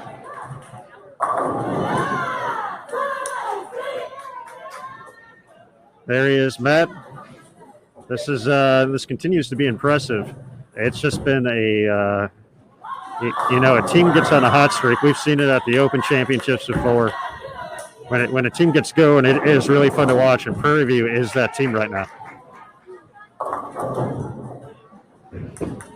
Well, at the same time, Mr. Smith, as we know, so much can happen. Of course, momentum-wise, so you want to keep going well and carry that on. But with the lead, especially on the spots for the bye for tomorrow, maybe it's an opportunity even to try some things, get some different looks, maybe experiment a little bit. But you don't want to lose that momentum. But it's a great opportunity to come up with a plan B or C, or give some other folks a little bit of experience here as well. So it's very strategic. But to get out ahead, obviously very, very impressive.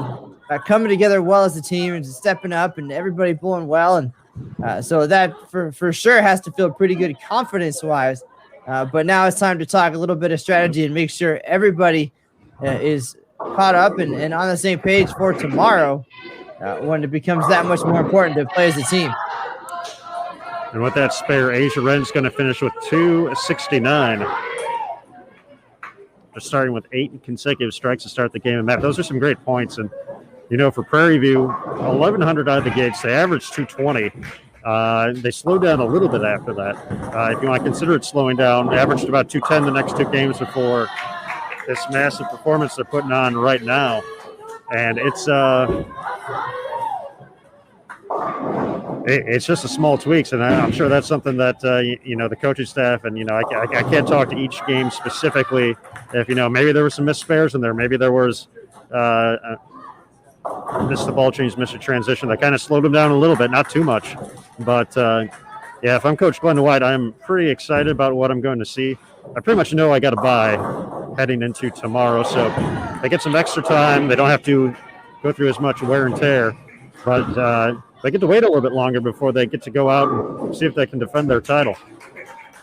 Well, and also with the different format tomorrow, of course, the transition of this oil pattern will be significantly different. Far less traffic on the lanes as well. So it's something for them to be very aware of as they're watching those first round of matches and getting ready for their own. Just keep an eye on how the teams are playing the lanes and how things are transitioning. Sometimes, of course, the advantage being that you don't have to bowl as many games or matches, but a disadvantage because the other teams coming in will already have some experience with the look that they're going to have during the match that you'll be competing in. Good points there, Matt. And for Stephanie Vasquez, spare converted, so she can get into 230s here, 232 with a strike. 146 for Miranda Remmel from Alabama State. Emily Perez looking to finish up here. She can get to 192 with a strike on her fill ball, getting ready to step up here on lane 11.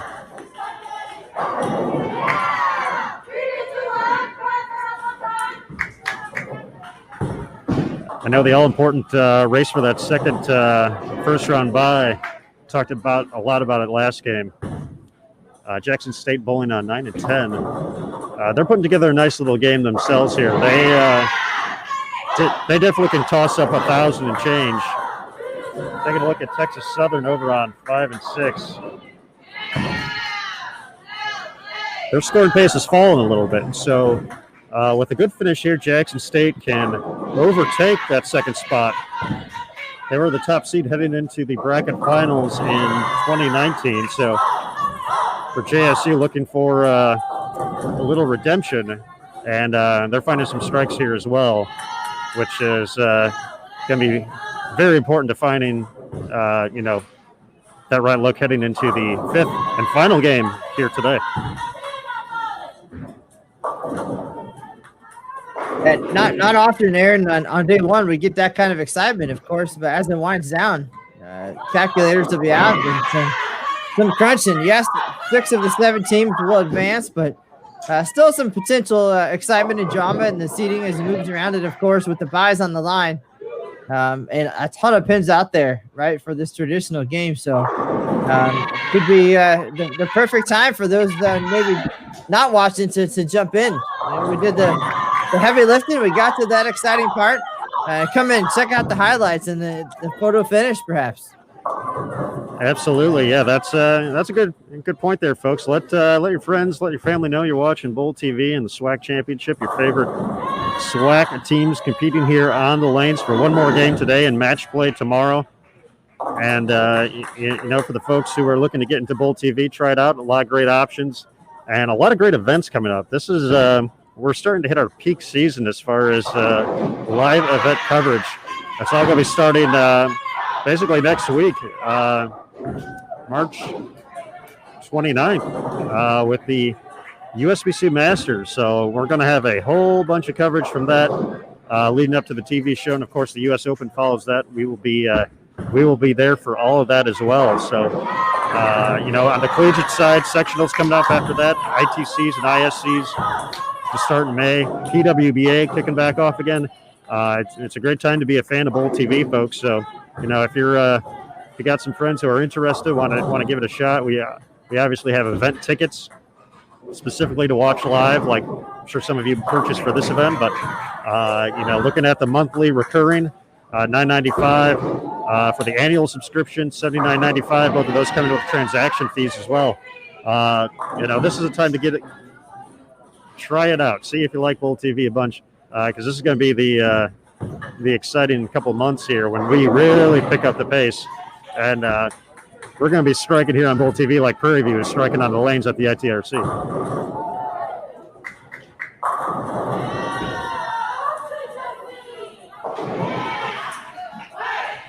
$196 for Cheyenne Washington, $232 for Stephanie Vasquez. Crystal Klein, a chance to get into the 250s here.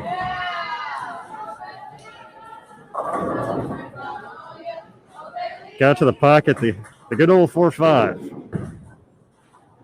My old friend returns. But Crystal, 3-time first team SWAC All-Conference. Still get to 236 this game. They are going to be well above 1,100. It appears with some marks down the stretch here. Update on Texas Southern. they're going to be giving some pins back here, so they're going to have the work cut out for in game number 5 as Jackson State is in great position to eclipse the 1,000 mark for the first time today.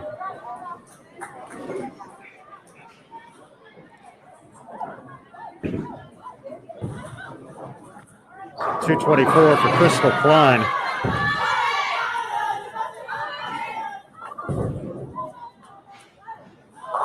Tough game here for Alabama State, but they're going to be advancing to tomorrow's action. So you talk about for Prairie View A&M, a team that's well within the number and has secured a bye.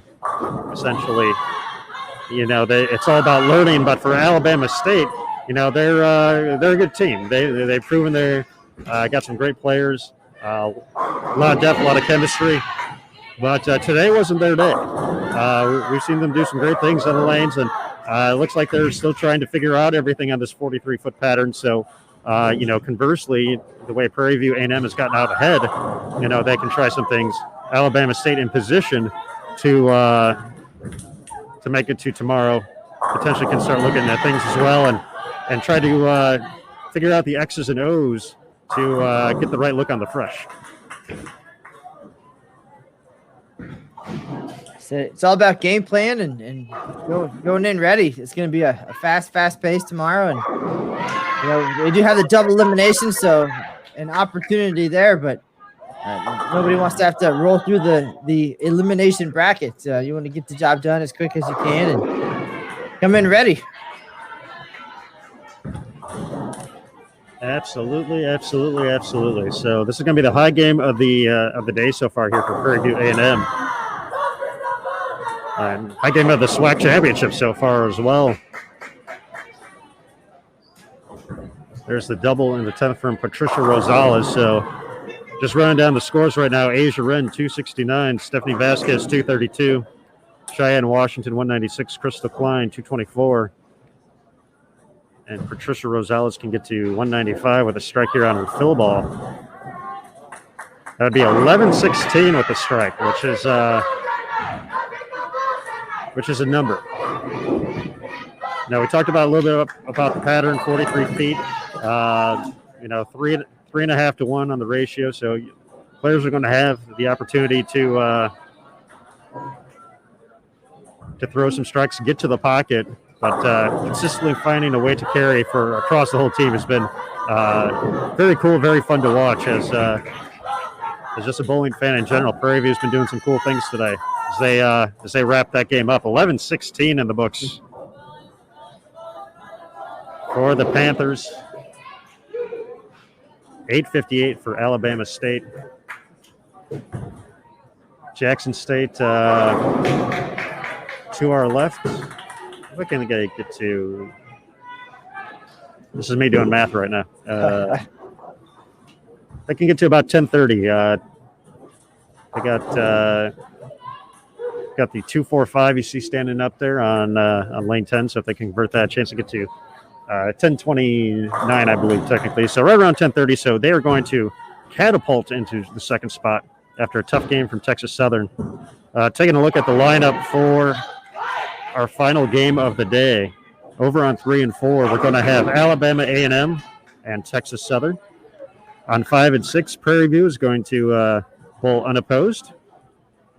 On 9 and 10, we're going to have Southern and Alabama State. And then on 11 and 12, we will have Grambling and Jackson State. So that's what's going to be happening next year, folks. We'll keep an eye on a couple teams here, but we're going to settle in. We just got a couple shots left before Game 4 is complete across the board. The teams will have their time to move across the house. And then Game 5, final game of the day. It's cruised. All these strikes have certainly helped that. But it's been a fun day here on Bowl TV. We certainly appreciate everyone joining us here so far. And as we prepare for the final game, Matt, any initial thoughts here of your very first SWAC championship? Well, it's as promised, right? The best of the best coming in and stepping up. And again, while this part is exciting, of course, the traditional games, tomorrow's where it's at for me. And I'm looking forward to it. The momentum carrying through and the excitement of the brackets. And of course, an automatic bid up, always extra excitement. So at least you're letting me ease into it, which is good. I don't want to go right for the exciting part of the event, but just a taste of college bowling real quick, and then it will unfold over the next couple of days. So really looking forward to being back to it. And as you mentioned, we're at that part of the year, right? It's pretty much nonstop from here on out. We'll be going across the country in a variety of events and formats to share with the world here on Bowl TV. So this is a nice way to start it off. I'd agree with you, Matt. And for this next game, I think the only team we haven't caught on our main featured pair today is Southern. So we're going to make sure we get them. We mentioned the Big 278 from Elizabeth. So we'll take a look at Southern and Alabama State coming up next. And then we'll keep an eye on the other teams if things get close between Texas Southern and Jackson State. We might switch the cameras around a little bit. We do have that ability to kind of go back and forth, but we'll show some love to Southern since we haven't caught them yet. So we're going to go away from the screen, or away from the bowling for a second, even though there is no bowling. So Matt virtually calling the event. I'm here at the ITRC. Speaking of which, Mr. Smith, I know we're used to being in that venue, which it's not huge by any means. It's an intimate little setting for the home of Team USA. Just 14 main competition lanes there, but generally we're on a stage there behind lanes 9 through 12, surrounded by bowling fans and friends and family and employees, and almost can't even walk through the facility. Of course, in 2021, things a little bit different. You can't really tell from the sound, of course, because the players still bringing the cheers and bringing the excitement. But what is it like being in the facility? I haven't been to an event yet in this new world. You've been to a couple. How's it different? I know it's easier, obviously, to get around, but definitely has to have a different feel to it. It does, Matt. That's an excellent point. And we talked about it a little bit earlier on the broadcast that we were outside of the ITRC staff, myself here for Bowl TV, the athletes, the coaches, and then a few representatives from the SWAC. That's it. So you mentioned the excitement of previous events we've done here, SWAC Championship being one of them, Prairie View A&M Invitational, and just how crazy it gets in here and how you're shoulder to shoulder with everybody. And obviously that's something that we're still looking out for and making sure players and athletes and fans and everybody are safe. So it's definitely different. It's it has its perks of being able to walk right through to get down to the low end of the house to see someone make a run at a big score or something like that. But at the same time, there's certainly an energy, the fans that the parents bring, and I know they're missing that this year too because I've met so many great college bowling parents over the years. So shout out to all you great college parents out there who do your thing, support every week.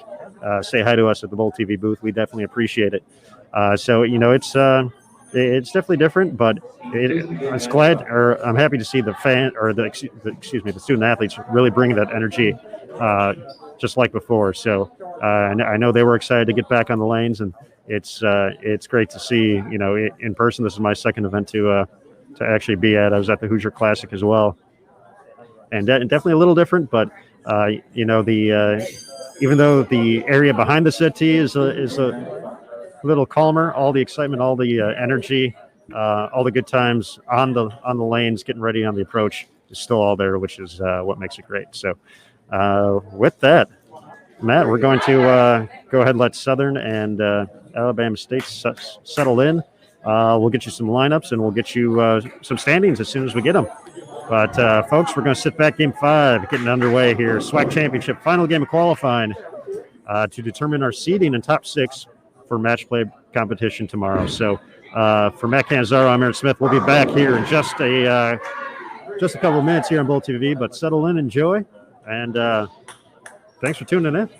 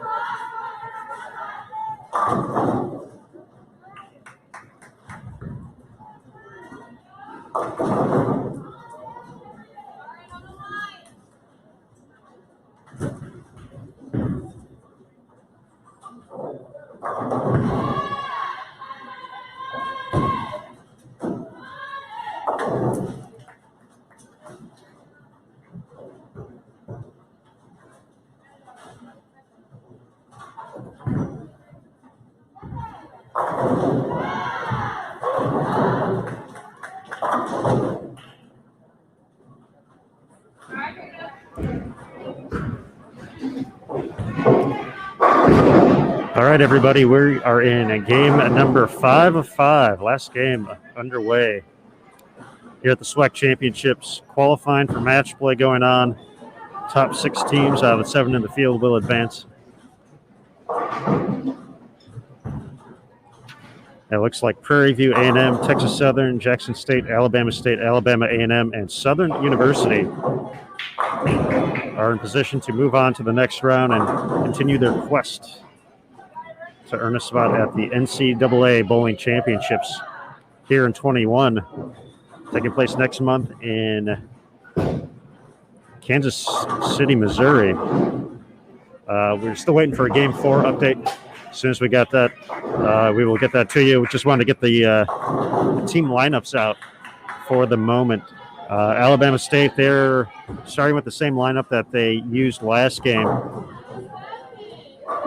Miranda Rimmel on the leadoff, Emily Price, Lyric Osteen, Bailey Chapman, and Savannah Razor. For Southern, our first opportunity to see them today on the featured pair. Lindsay Ugas in the leadoff spot, Kimberly Jackson bowling second, Brianna McCurley third, Alana Coward fourth, and Elizabeth Voisin in the 5 spot. She is the player who shot .278. She's actually up on your screen right now on lane 10, crosses over, leaves the 5-pin. But that is the lineup for Southern University. Coached by Barry Doyle.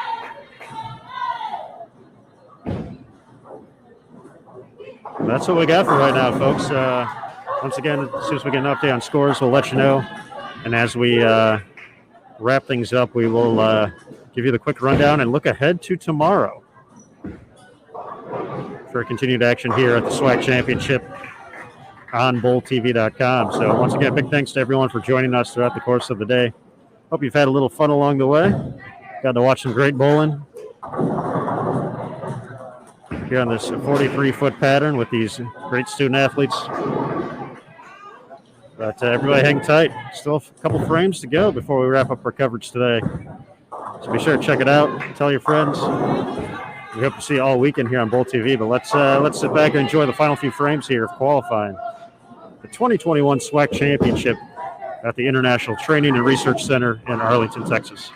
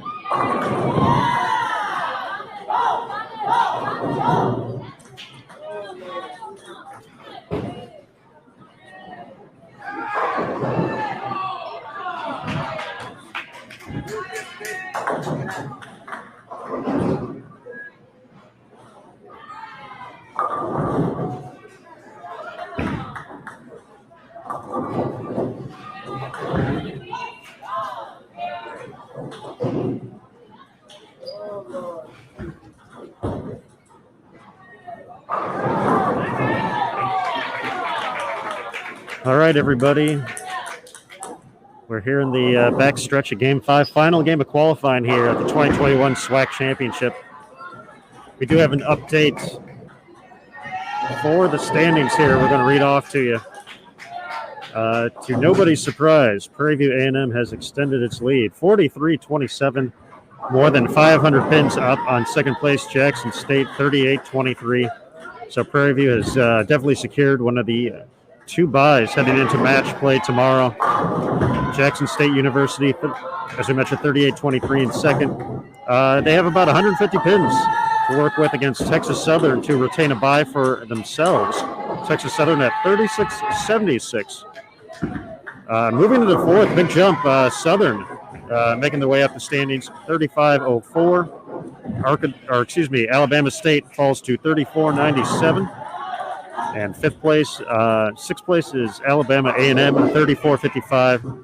And then Grambling at 24-51. So Grambling is going to be eliminated.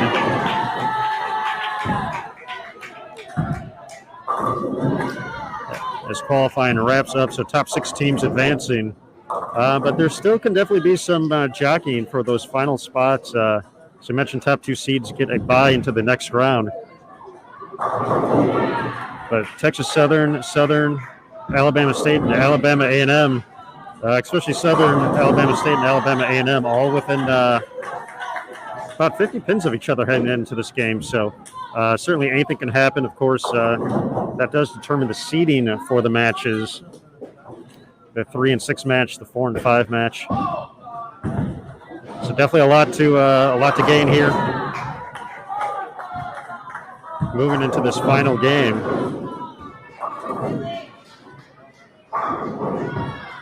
Looks like scoring pace has slowed down a little bit.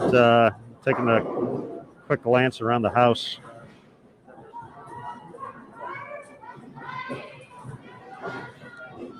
Nothing crazy from Texas Southern, so it looks pretty set on Jackson State earning that number 2 spot.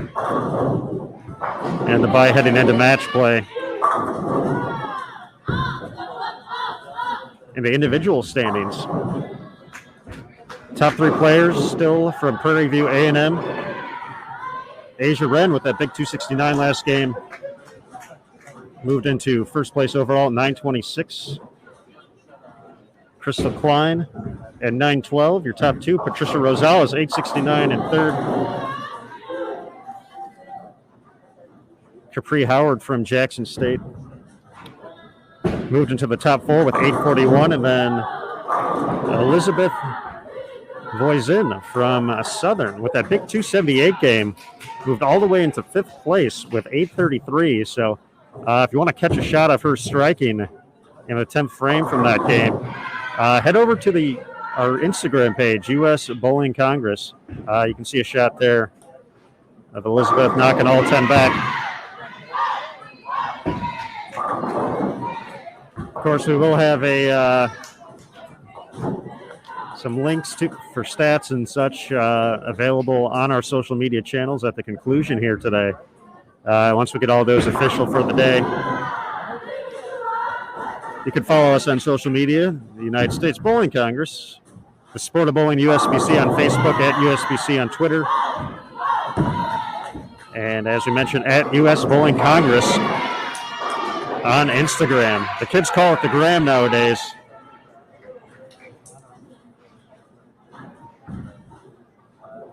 I am not into brevity, so I use the full name, Instagram.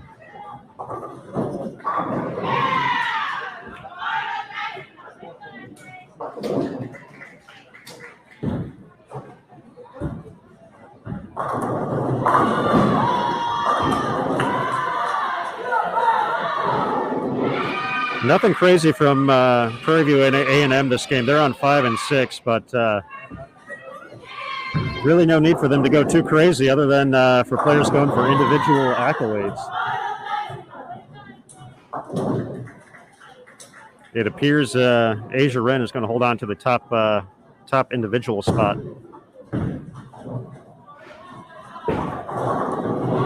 Outside of something crazy here that I haven't seen, but overall scoring pace, as we said, slowed down a little bit on this 43-foot pattern here in the final game.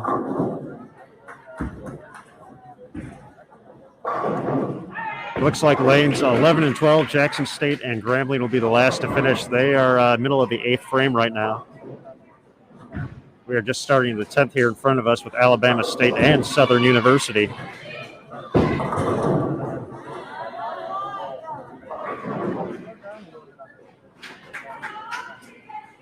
We do appreciate everybody who's taking some time to join us here. Of course, we'll be here, all lanes covered for match play tomorrow, starting at 10:30 a.m. Eastern. We'll get down to our top 2 teams. We'll battle it out on a national broadcast.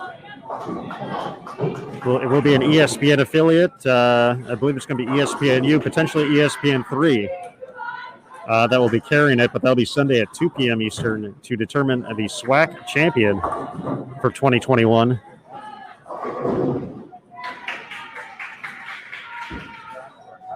With the champion earning an automatic bid to the NCAA Bowling Championship. The 2021 event will be held April 7th through the 10th at AMF Pro Bowl Lanes in North Kansas City, Missouri.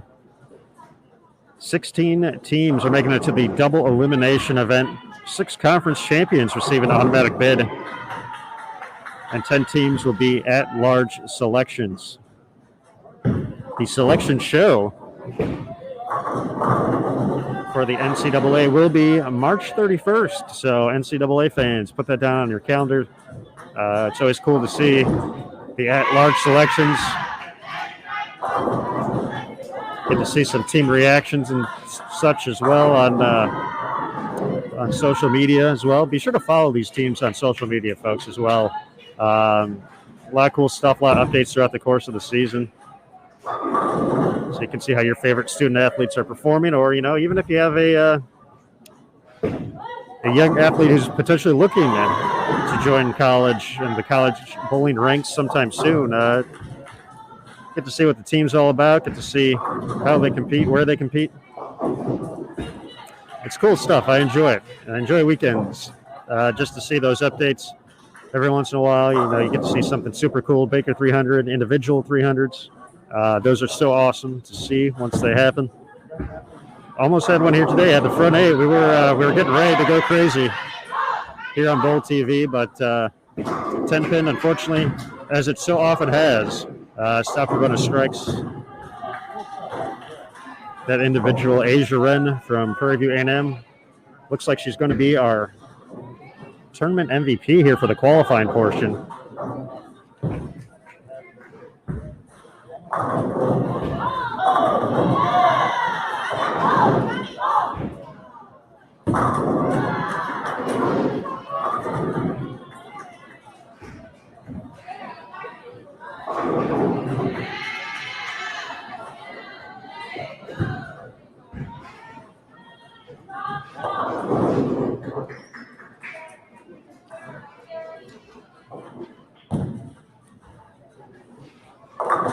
.175 for Alabama State's Miranda Remmel.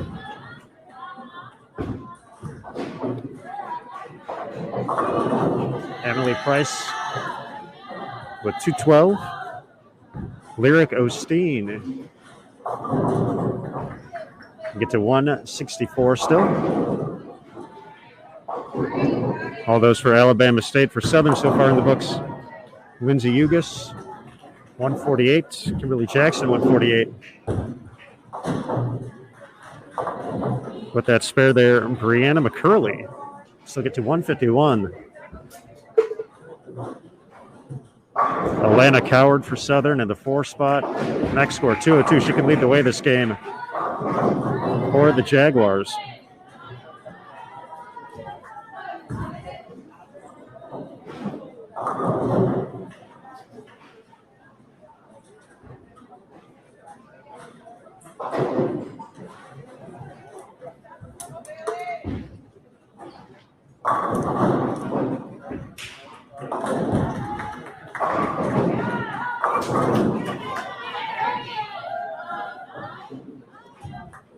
the first sub 1,000 game for Prairie View A&M.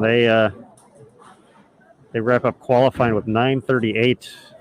But they have already struck a ton, so they are in good shape and are going to be our top overall seed heading into the bracket.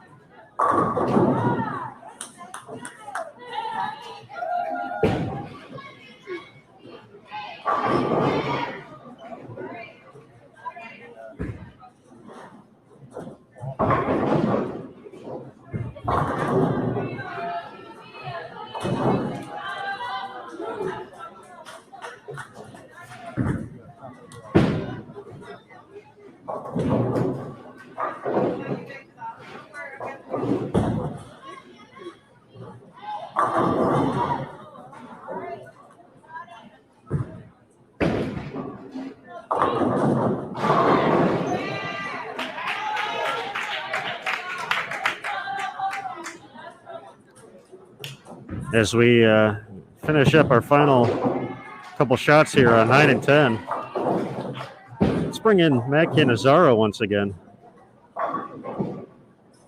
to help wrap things up, because Matt is the master of the finishing line. That's what he does, folks. So Matt, our day just about done here. We've had a good tournament so far. It's gone pretty quick here for day one. NCAA pretty good with having nice compact days for the athletes to rest and prepare. But they got 5 games in the books on a challenging 43-foot pattern. We've seen some strikes, we've seen some struggles, we've seen a little bit of everything along the way. But talk about just some how do I want to say this? Just some thoughts from day number 1 here at the SWAC Championship. Well, coming in, of course, knowing that 6 out of the 7 teams were going to advance to the bracket, that, of course, is the first goal, right? Make it to the bracket. Anything can happen at that point. So that would be a terrific goal. Just walking in on day 1, get comfortable. These players went a long time without going any games and seeing any time on the lane. So, the more shots they can throw and spares they can make, and again, just getting comfortable with most of the field. Moving on to tomorrow, just a great opportunity to see the pattern, communicate a little bit. It's going to be much different tomorrow with the Catholic pattern, with the Baker match play rather than the traditional games, but at least they'll have an idea coming in. They'll be loose and ready. I have a pretty good idea what equipment they want to use and at least how they want to start. But the energy will shift quite a bit tomorrow. But I think bowling well today certainly is great for the confidence that we talked about. And, of course, for those teams getting the buys for tomorrow, the less you have to do to get there, the better. But with the title becoming with an automatic bid to the big dance, of course, and then all very helpful for that selection. So there's a lot of things happening all at once, but I think most importantly, just being able to be out there and bowling and being with the team for the seniors, a little bit emotional. They missed all of last year, but the chance to come back now and finish out strong. Just so many emotions and excitement.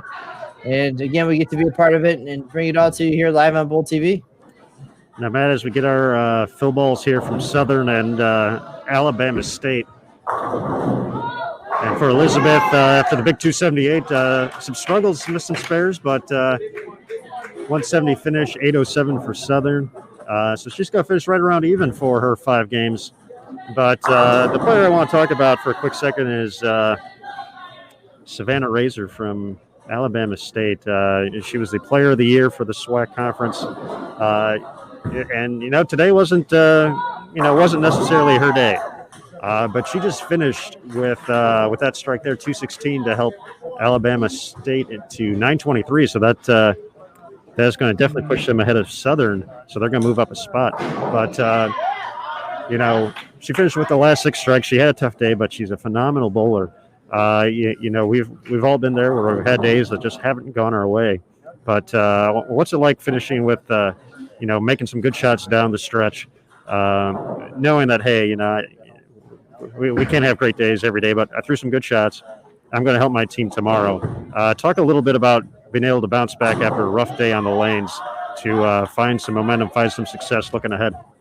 Well, I think the most important thing there is the fact that even though it was not her best day, she was surrounded by teammates and coaches who were able to pick her up as she struggled and still get them to where they needed to be. So, of course, that's going to happen. There's going to be days like that. You mentioned the accolades that came with a terrific season. For a lot of these players and coaches, when we do talk to them, that is not any part of the focus. It's great, certainly to be rewarded when it's all over with, but they're all about the team. So everything they do is for the team, and that's just a perfect illustration of the fact that even though one standout player may not have the greatest day, everybody else was there to step up, and she can come back tomorrow knowing that happened, and then if it is her day, well, it's going to be even better for her and her teammates as well. But I think if anything, this was a great opportunity and a lesson for them to know that, hey, we can rally, and it's not all on the shoulders of one great player, but we are a team, and let's see what we need to do to get there. They got there. Goal 1 is accomplished, and now an opportunity for her to individually fix what didn't go quite right, and then to capitalize on all the things that did go well today. Very well said, Matt. That was excellent, and obviously the teammate aspect is a big part of it, and being able to when you're in a position when you've had a year like that, you often take the burden of being the one throwing the big strikes when you need them, but you got to have those teammates along the way, and especially in the Baker format come tomorrow. This Alabama State team has been so good for a couple of years now, so definitely looking forward to. Kind of same day too. They get the rest of the day. It's still early here. It's 5 o'clock local time basically. So can sit down. Coach is going to have a chat. They'll talk about what worked, what didn't. Obviously, they got to make some adjustments, but finding some momentum late to put together a decent finish definitely goes a long way. And they'll make those adjustments heading into tomorrow. Brand new format, brand new everything. The pinfall determines seeding, but that doesn't. All that affects is who you face tomorrow. So, fresh start tomorrow. Best of 7 Baker, double elimination as well. So even if you find yourself against the backs against the wall, you have the opportunity to turn it around and put yourself in position to make a TV show and potentially go to the NCAA bowling championships.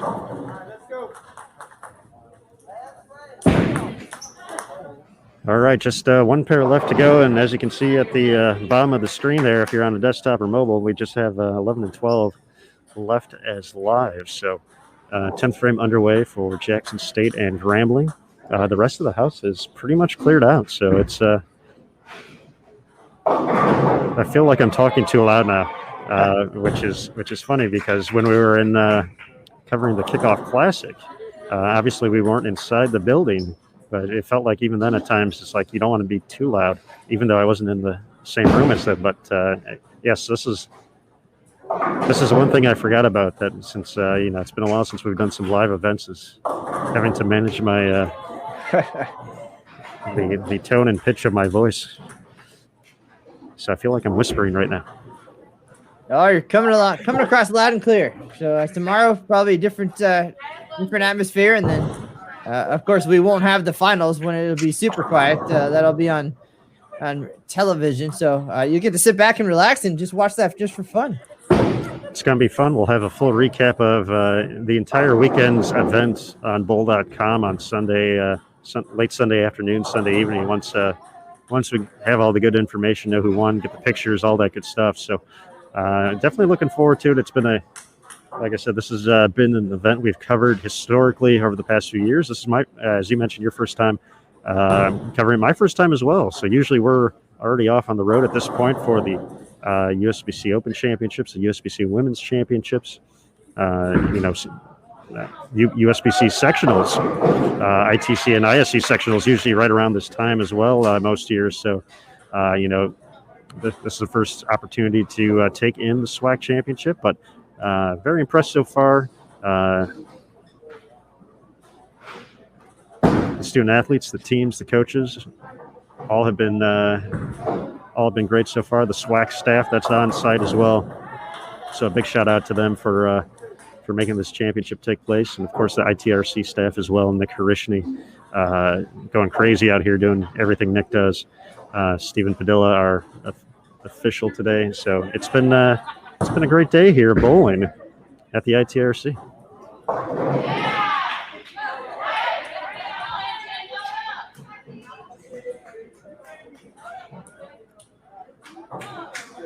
So, folks, as we wrap things up here, just a reminder: be sure to let your friends know that they can watch match play tomorrow.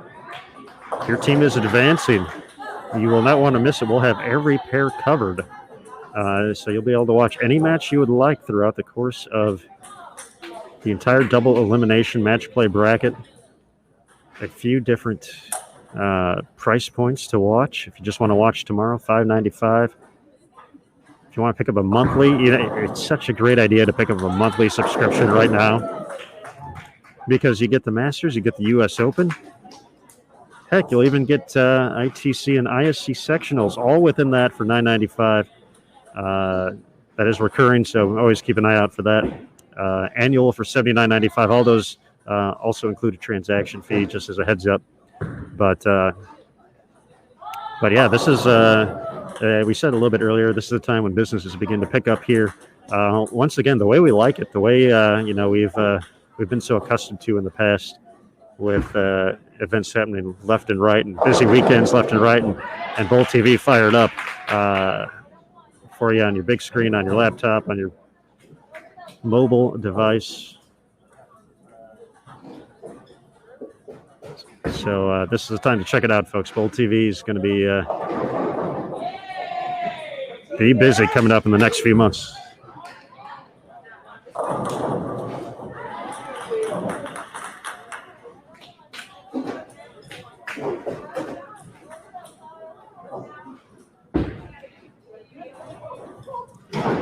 So for Grambling, this will conclude their season here in 2021, as they fell out of the top 6 here this week. So I know they had one senior in the lineup, Madison Thomas out of Memphis, Tennessee. Had a great presentation before we started for the seniors as well. For each team got the opportunity to introduce. Some of them had some gifts set up. You've seen it before, jerseys, flowers, all the great stuff. It was very cool, very emotional scene here at the ITRC. So it was a great way to kick things off. Very well done by the SWAC officials to have that set up.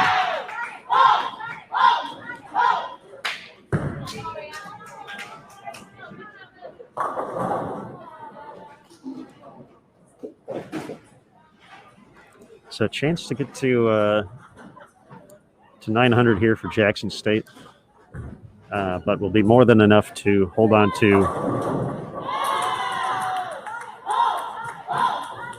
the second spot, receive a bye into the second round tomorrow. So 2 matches to kick things off, the 3-6 match, the 4-5 match. Then things will begin to get tricky with the double elimination. But once we get that bracket, take a look at it.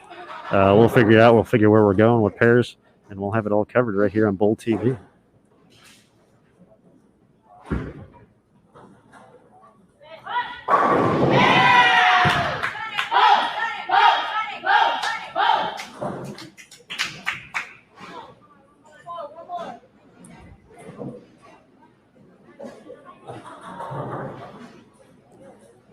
Matt, as we have our final few shots here, and I realize it's more than half a lifetime ago now for you, but I know college bowling was something special to you, and it's end of the season, it's always tough, thinking about the players who have given 4 years to a school, to a program, practices, long bus rides, long tournaments, just everything. How sum up into words, if you can, what it's like to go through those experiences, and then and then kind of have it wrap up. That's the inevitability of collegiate sports is that, you only have a limited amount of time you can participate and compete. But, when you get to that crossroad, just talk about kind of the experience, the emotions of something like that. Well, I was fortunate to bowl with a great group, and I'm sure every teammate probably says that. But we went out. Very first event I had, we had success. We were surrounded by some terrific players from other schools, and so it was a real eye opener to begin with. But then, as you mentioned, those bus rides and van rides, and all the time you spend together at practice, and ended up living in apartments and doing different things. Like, those are friends now that you have for the rest of your life, and many of the folks, maybe because I stayed in the bowling industry, but many of the folks that I met from the other schools are people I still keep in touch with. I see at various events. A lot of them come bowl the Open Championships all these years later, and so it's like a reunion every time. But there's nothing like some of those memories. Some of them on the lanes, some of them after hours a little bit, just all part of the collegiate bowling experience. Wouldn't trade it. And now, things were different heading into my senior year. That's when sectionals became an all Baker affair, right? So that changed the whole dynamic of the season. Previously, you could win a tier 1 tournament during the season, get an automatic bid to nationals or the ITCs, and then sectionals was just to fill a few additional spots, but the format changed a little bit. It really became a truer team sport for that 64 Baker games determined how things went at sectionals. So coming together, having that experience that year certainly changed things a lot. And then I loved it so much, I stuck around and helped coach the team for a couple of years. I wanted to experience a little bit more and help the next generation enjoy what we did and help celebrate all the great parts of it. Great stuff there, Matt. Just one shot left to go here. Capri Howard from Jackson State, second team All SWAC, 4-time All SWAC for her career, senior this year from Lansing, Illinois.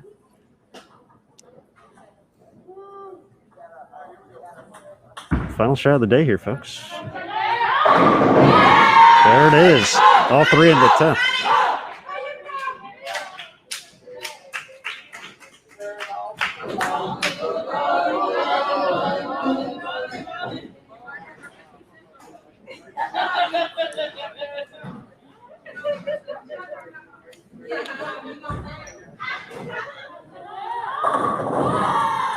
And there it is. I am working off a delay here of being on site, so sometimes I accidentally spoil the coverage for you good folks. So it looks like they're going to recognize the all-tournament team here in just a little bit as we take a look, wrap things up here.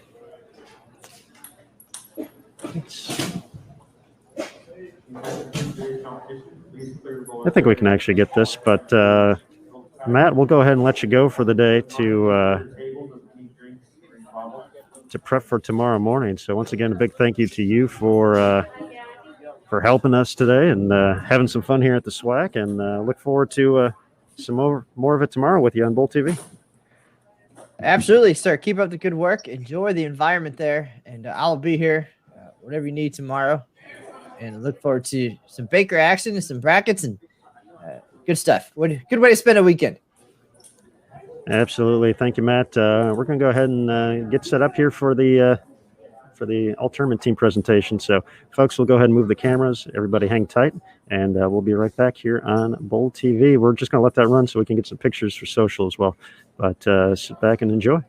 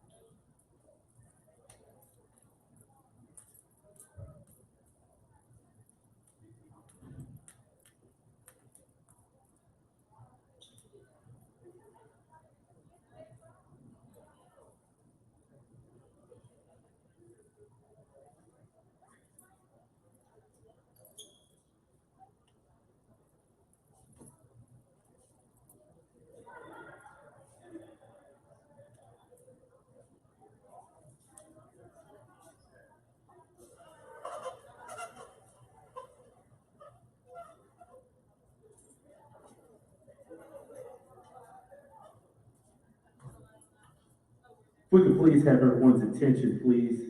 We get set to honor our postseason honors for women's bowling here in the Southwestern Athletic Conference. With the abrupt cancellation of the 2019-2020 season, we would first like to recognize those award recipients, beginning with the All-SWAC second team selections from last season. 2019-2020 SWAC Bowling second team all-conference from Texas Southern University, Summer Salad. Mariana Rivero from Jackson State. Bailey Chapman from Alabama State. Allison Sledge from Alabama State. Gabby Hossain from Alabama State.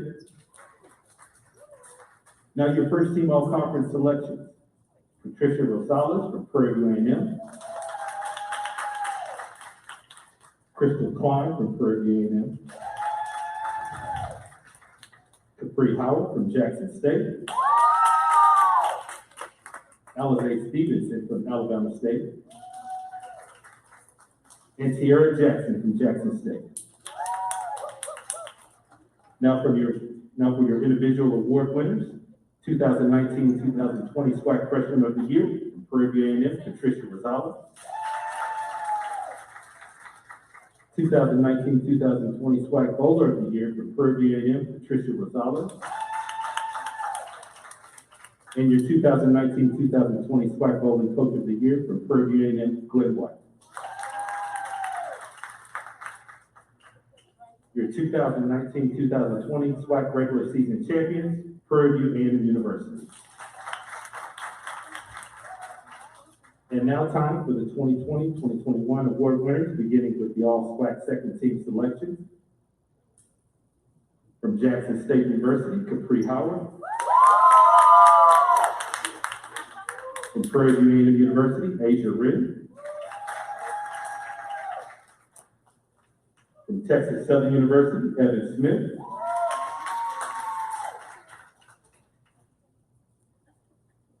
From Alabama State University, Miranda Rimmel.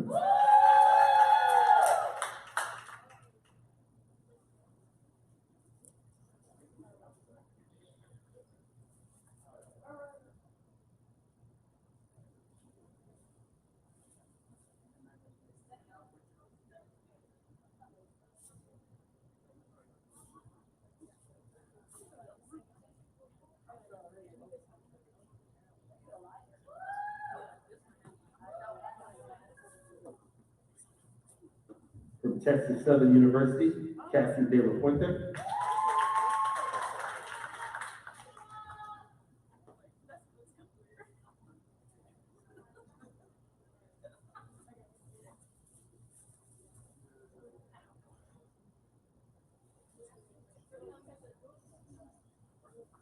And now your first team selections.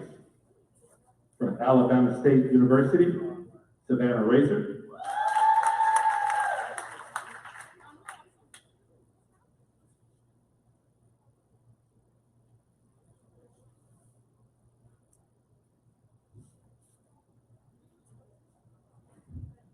From Prairie View A&M University, Crystal Klein.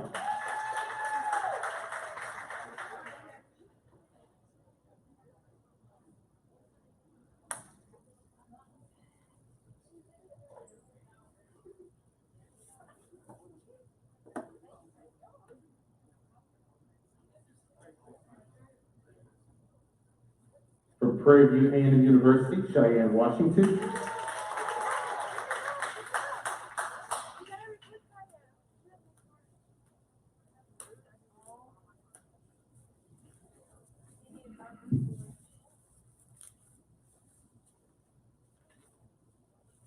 From Prairie View A&M University, Patricia Rosales.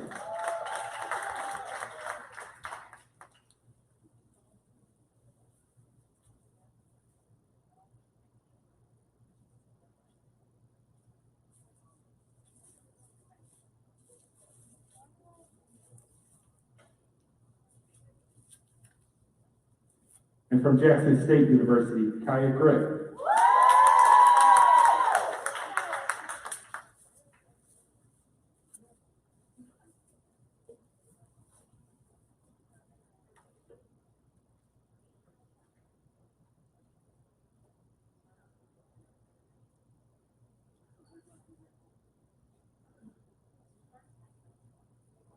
We're going to ask our second team to come up first so we can get a group photo with each of you.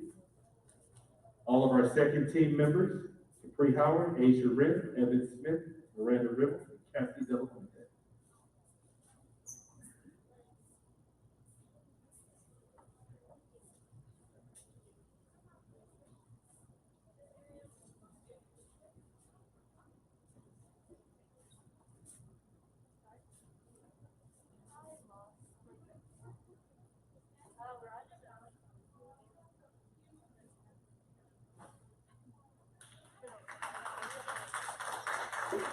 Congratulations to our second team selections. And now our first team selections, if you could please step forward for a group photo. Our first team selections are Savannah Racer, Crystal Klein, Cheyenne Washington, Patricia Rosales, and Kaya Gray.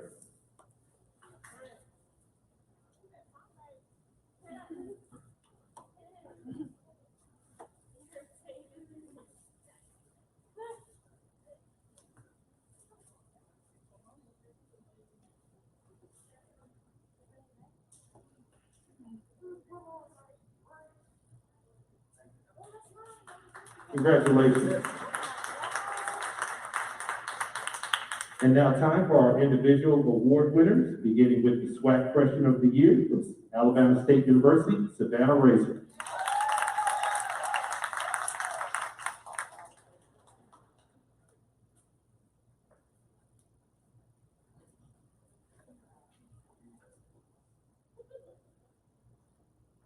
She doesn't have to go too far. She's actually also our SWAC Bowler of the Year, Savannah Racer.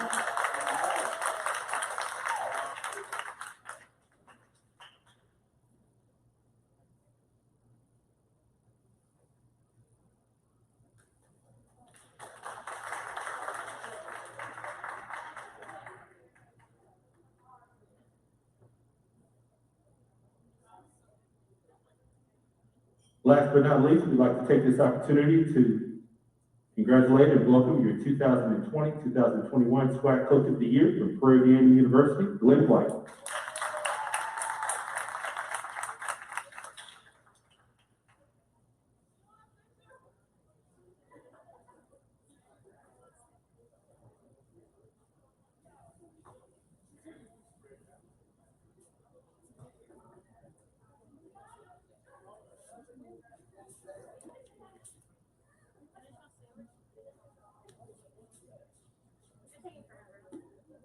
Congratulations, Coach.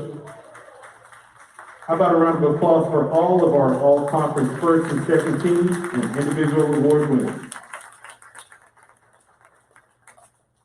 Ladies and gentlemen, at this time, on behalf of the Southwestern Athletic Conference, Commissioner Dr. Charles McClellan and our Associate Commissioner Adina Fuller, we present to you the 2020-2021 SWAC regular season champions, Prairie View and University. Congratulations, Coach White, as you and your team step forward to receive your trophy.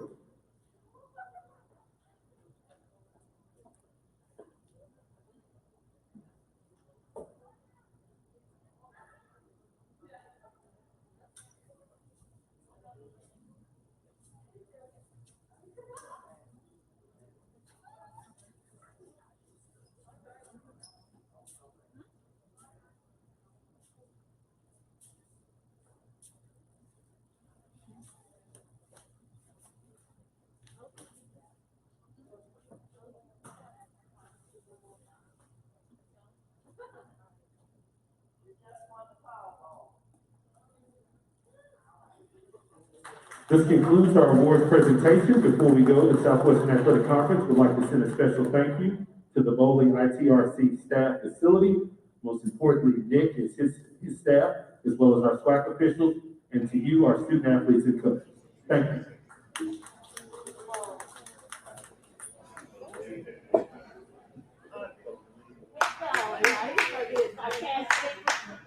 All right, but everybody, that concludes day number one here at the SWAC Championship.